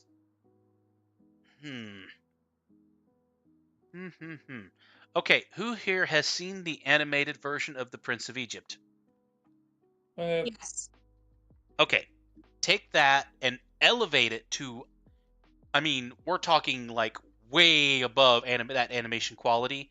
Similar style in terms of how they drew things, but it's way smoother and more comical. It's kind of a mix between The Prince of Egypt and Atlantis, Disney is animated Atlantis, kind of that animation style where the way they move their hands and their mouths. Mm-hmm. But it's really smooth and it's really polished. From what I can tell, I would say put it under my tree. From what Brett says, forever on the nice list. From what he can remember, anyway. So, what I shall do then is, near the end of the holiday, I will get this movie for us to watch. Because, from what I have seen... I think it's still on Netflix. Yeah, I'll find a way to watch it. I'll find a way to get us all to watch it together. Anyways, you were getting ready to say Cosmic. I said I was agreeing. I think it is on Netflix. Okay. All right. Shovel? Are you falling asleep, bud? No. You're falling asleep. She says. Shovel is sleep deprived. Which movie are we on again? Shovel sleep? Yeah. Shovel didn't get any sleep last night. Oh crap! Well, why not? I didn't want to. Why not? I didn't want to. What the hell, Shovel? I I need you to didn't be want to. awake and alert so you can answer questions when I do the thing. What's the question? I said I need you to be awake and alert when I have questions when I do the thing. All right. 2 + 2 is 4. You need to sleep. You need sleep. 2 + 2 is still 22. I don't know what you're talking about. 2 + 2. Oh well, yeah, you gotta add the numbers together and they go Okay. together. And tell you what, we'll do a quick round. We'll just finish up because we do have quite a few movies left to go here. Oh, I'd God. say what we're gonna do a lightning round thing. Jingle Jangle. Never seen it. Never Not seen seen it. it. Okay, it defaults. All right, Mickey's. What the hell? Never seen it. Never seen Never it. seen that one. Defaults. Okay, Muppet Christmas Carol. I would say put it under my tree. Really under my tree. Please. It's really I have good. no opinion on that one. I like it. Eh. Because you got the great song Marley and Marley. Yep. All right. How Okay, Dr. the Seuss is original is definitely the same rank. Actually, it's regifted. I only like watching it once for Christmas. Gotcha. Still. Frosty the Well, Snowman. it's a classic, but still regifted. I only want to watch Yeah, it. Yeah, that one's kind of like regifted. it's really really for kids. Rudolph, I actually can watch multiple times. Which version is that? Yeah, that's a claymation version. Claymation one. Actually, I think it's That's- put under my tree in my case. That's nice looks. Technically, I really, it's really stop like that motion, one. not claymation. well, you know, Whatever. for me, that's Under my that, tree, that- Yeah, that's- there's like wood crap in there. And That stuff. one goes under my tree. Okay. for me, that one's a I favorite. used to rewatch that one on VHS multiple times every year. That one's a regifted. It's another classic, but Santa Claus is coming to town. Another stop I motion only film. watched it once. Yeah, that one's a regifted. It's the same same kind of a animation style as Rudolph, but it's still just A year without a Santa Claus. This is Once where we again- get. This is where we get Heat Miser, and Oh And yeah. yeah. Once again, it's Snow not Miser. the same. It's a regifted.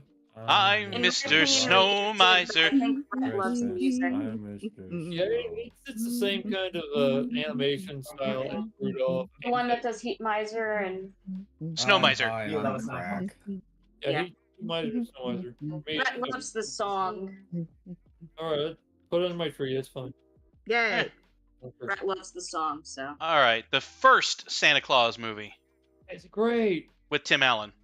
Tim Allen becomes Uh, That one's cute, but I think I can only tolerate it once a year. I only tolerate most movies once a year, but yeah, I can watch it once, or I can watch it more than once. So it's on that line. All right, the second Santa Claus movie. Same thing. Not Uh, as good as the first one, but it's still part of the Santa Claus trilogy. I feel like it would fall under the Grinch likes this though, because like it goes with the whole we go from a grouchy character to one that eventually Tries to overthrow the North Pole, right? Yeah. And then we But, have that's this one. the third Santa that's the Claus. one where he overthrows. No, in the second one, he makes a clone of himself, and that one tries to overthrow. That one, Jack Frost changes the whole North Pole into like a theme park. Mm-hmm. Nah. I don't really care for the third one as much as the other two. Yeah. All right. Don't know. Haven't seen it. Christmas I don't know Carol what seen that it. one is. pretty good. I've seen it. It's on Netflix. Both of them are Netflix. I believe that's on Disney. But I think it's a pretty good movie. The second one is not as good, but it still would be on regifted for me. Because I think they're both pretty good together. They've not made a third one. I don't know if they're going to make a third one. Probably not. But I think they're pretty good. All right. Regifted is fine. Okay, and we have Narnia. Okay, I'm gonna say. I don't really feel like that's a Christmas movie. It is. Really? Yeah, actually, the whole thing is based on Christmas. See, I read the Eh, whole No, it I've is. read the book too. I've read the whole series, so the book. And if you don't read the whole series, you have no connection to how the line even came into being. So I there's read the first three. Well, technically it's the first two, and then I've read the prequel, which is the one that technically comes before The Lion, the Witch, and the Wardrobe. Oh, the Magician's Nephew, by the way. I've read all 7 of them. That's I don't know if I put it under regifted. I don't know if I put it in what the Grinch likes. I just think it's a good movie. If regifted is the middle, that's where I'd put it. I mean, okay. I can rewatch that one. I just don't really think of it as a Christmas movie. Well, when it's set. So it's kind of like Die Hard. I don't see that as a Christmas movie. But Yeah, everybody surprisingly, says Die it. Hard isn't on this list. Yeah, everybody says it's a Christmas movie. I still don't see it, but I'm not going to fight with people. Okay, this is the CGI version of Grinch. Not I near. actually like that one slightly more than the original. Under my I prefer the original. But just because it's comedy, the Grinch will like it because it's about him. True. I have a point! All right. Next. All right. 4 more movies you go The through. Polar Express. Okay, That this one's one. a classic. This I one love goes it. under my I tree. like that one. I Put it like under that the one. tree. That's a classic right there. It has a It's train. classic, yeah. It has a choo-choo train in it. Hell yeah. Are you the I like trains kid? Thanks. I'm the I like trains kid. I like trains. I do like trains. I like the message. Sheldon likes trains. All right. I know. I feel like we want to talk about this film, but again, we probably need to wrap this up. Okay, Lego Star Wars Holiday Special. Never watched it. Never watched it. What the hell? It's a lot better than the holiday special, that's for sure. So much better than the holiday special. Nothing is like the holiday special except the holiday special. And this not only is the holiday special, this is the Lego Star Wars holiday special. You add Lego, it makes everything better. I'm gonna. Period. I'm guessing Regifted is about as good as it's gonna get then. Probably. It's about one to watch about every couple millenniums. All right, Rudolph's Shiny New Year. I haven't seen it. Another stop animation film. Please. Okay. Seen it. I don't remember that one. It's Seen it. it's faint in the memory, but it's pretty much where Baby New Year's goes missing. Hmm. Yep. Baby New Year? Oh, Yeah. I vaguely remember that now. I still don't remember it. Sorry. I don't think I've seen it. I've seen it. I think it's good.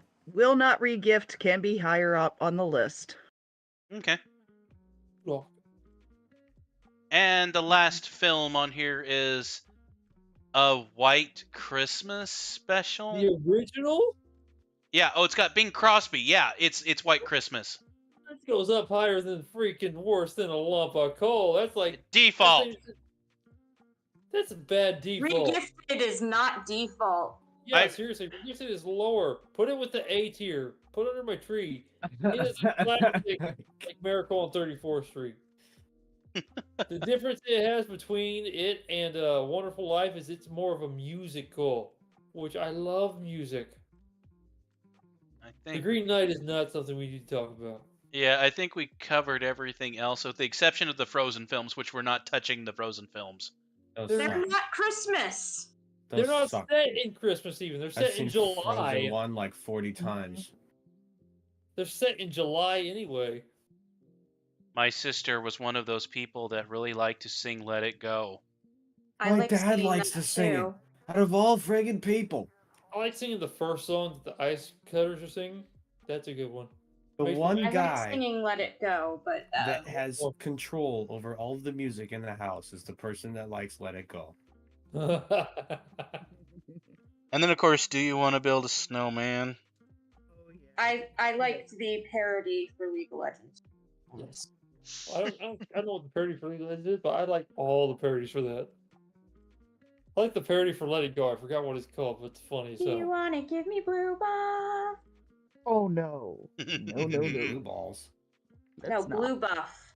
blue balls are just as bad. I don't want any of those either. I don't want that either. We're not giving anyone blue balls here.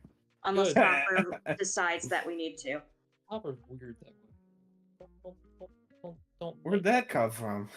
don't let Hopper do that. I mean, Okay. Copper's running the stream, so he gets to decide if anybody gets blue balls. Arc. Yeah, that Makes sounds sense. Like, that sounds like an arc. Thing. Arc will take anything. Oh man. Gosh, what the hell? That sounds horrible. No. Because it is. And Arc now will I can't take get this. anything. That just sounds These terrible. burger lovers deal save money with Snapshot Pro View. I swear the ads are getting stupider. Why does Anyways. Dairy Well, Queen you have need an an ad? ad blocker. Exactly. I don't know. There's some pretty good looking DQ burgers over there. Getting kind of hungry. It's like totally taking up the screen now. Wow. Yes. You need an ad blocker. I know I need an ad blocker. You also need a script blocker. Wait, script blocker. What? Oh. Script to prevent malicious scripts from running. Oh, gotcha. Some of them are attached to ads, but some of them are just attached to the pages themselves. Burgers look pretty good. Okay. So, with the list now set, obviously nobody likes the Star Wars Christmas special. Jack Frost is a definite Y. I thought there was going to be more in the Y section. I need But- to make you guys watch that. Any of you that haven't watched Jack Frost. I've seen it. Well, I don't want to watch it a second time, to be perfectly honest. It's something you need to watch once just to What? understand what's so weird Yeah, about it. You forget everything about it, then you can watch it again. And you'll never forget I'm it. never gonna forget anything about that. That was a I'll freaking forget weird stuff movie. about it, but I won't forget everything about it. Like the Okay. one where he uses his nose as a weapon? That was pretty cool.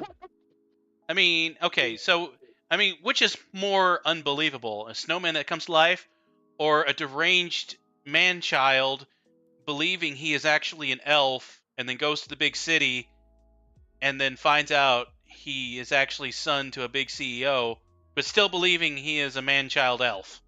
Hey, I said that one was still a Y for me.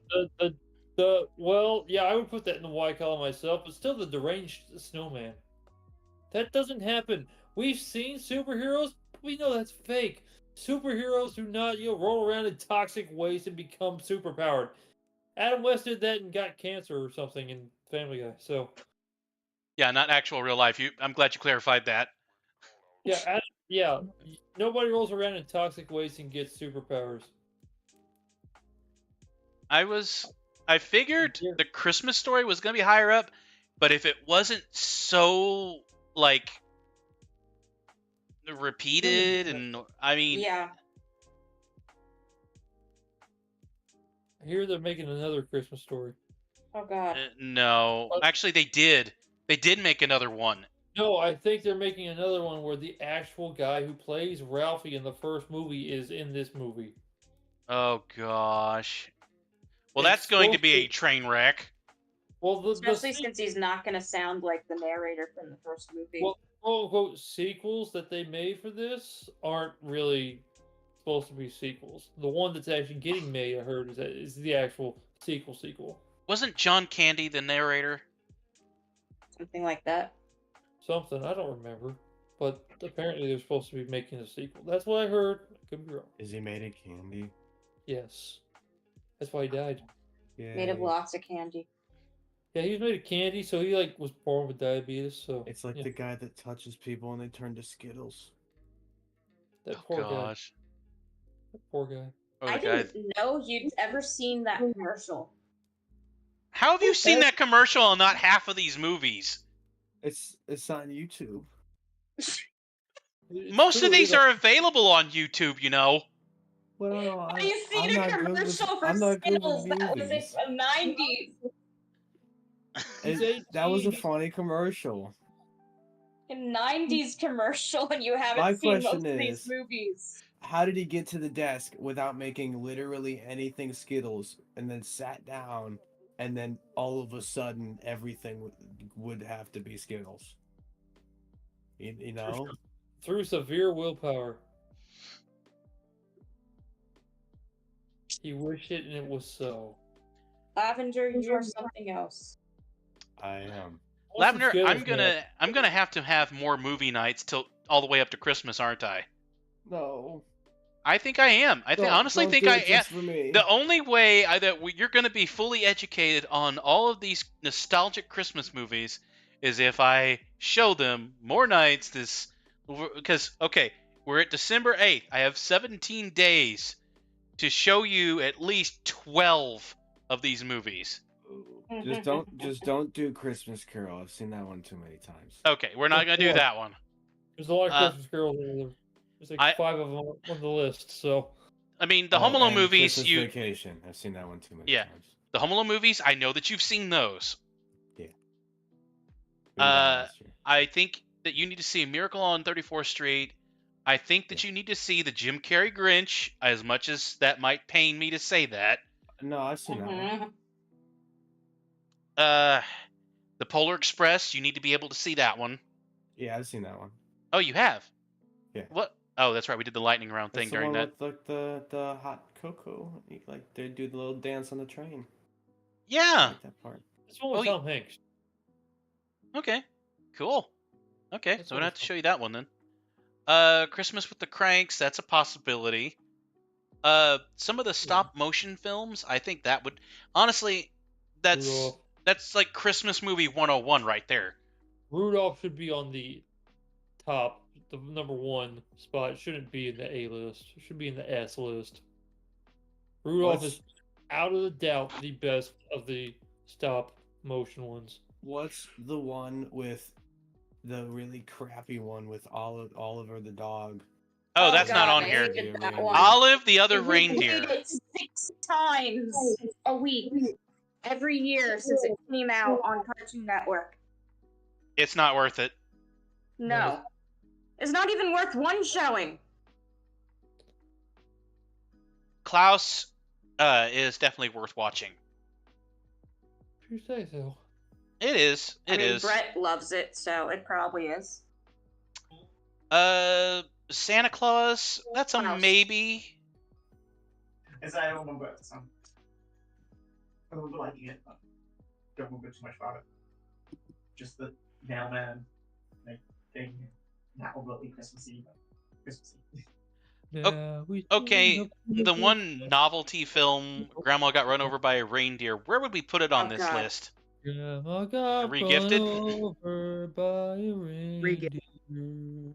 It's one of those things you see once and it's time to move on. And it kept being played over and over and over again and drove me crazy. I've never even seen it, so Well, okay, the Grandma got run animation's over not by a great. reindeer. not missing much, am I? No.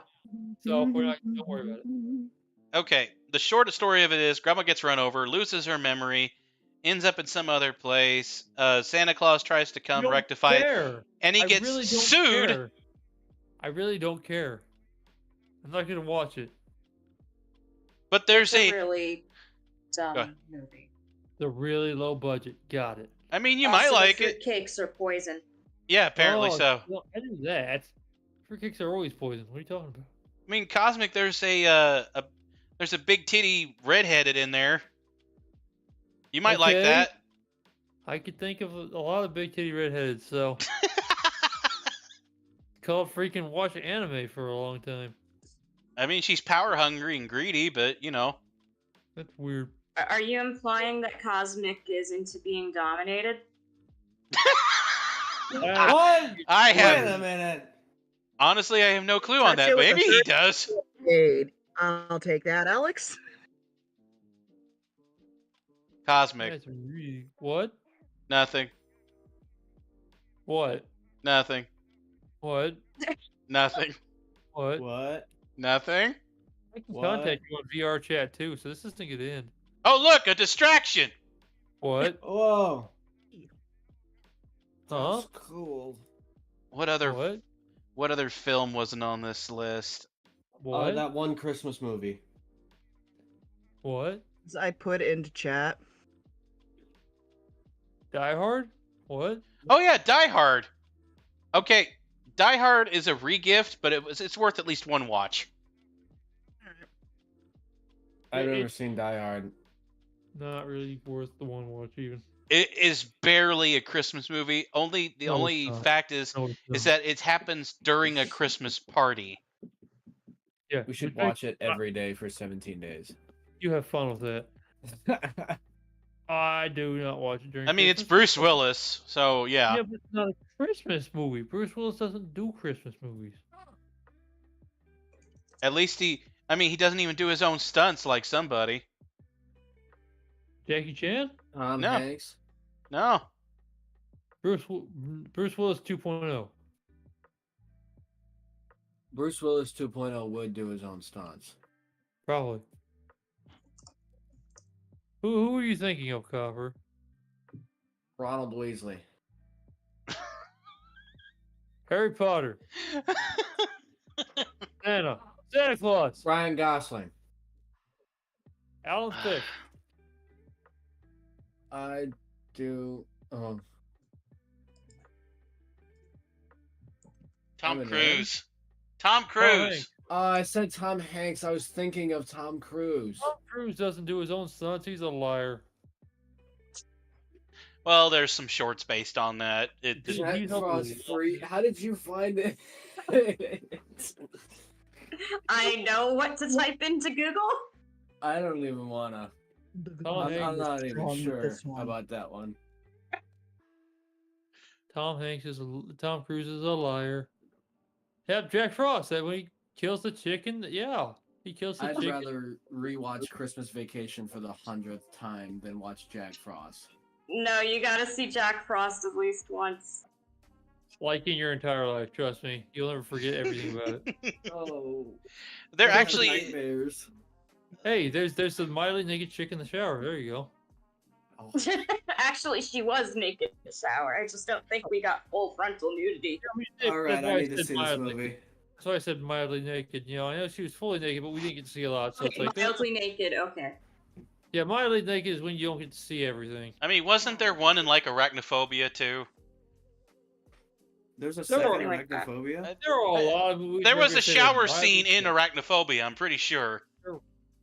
Probably was. There usually is. Usually, there's like a shower scene in every scary movie you're gonna have. I mean, sorry, I kind of blocked most of that movie out of my memory. I mean, the only thing I Jack remember is Frost that isn't John even Goodman was in it. scary. What's that? I said Jack Frost isn't even scary. Alien Did you wasn't say even it was a scary. It movie? was just more or less like, when's it gonna pop out? It was jump scare. Jump scares don't work was on me, just- sadly. A really loud sound played at random time. Yeah. Jump scares. Okay, Yeah. you've seen Five Nights at Freddy's, I'm assuming, Shovel. Never even heard of it. Okay. I prefer the lore.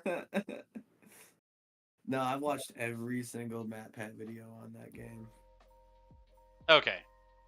Okay. So if you can stand that movie, you'll be fine.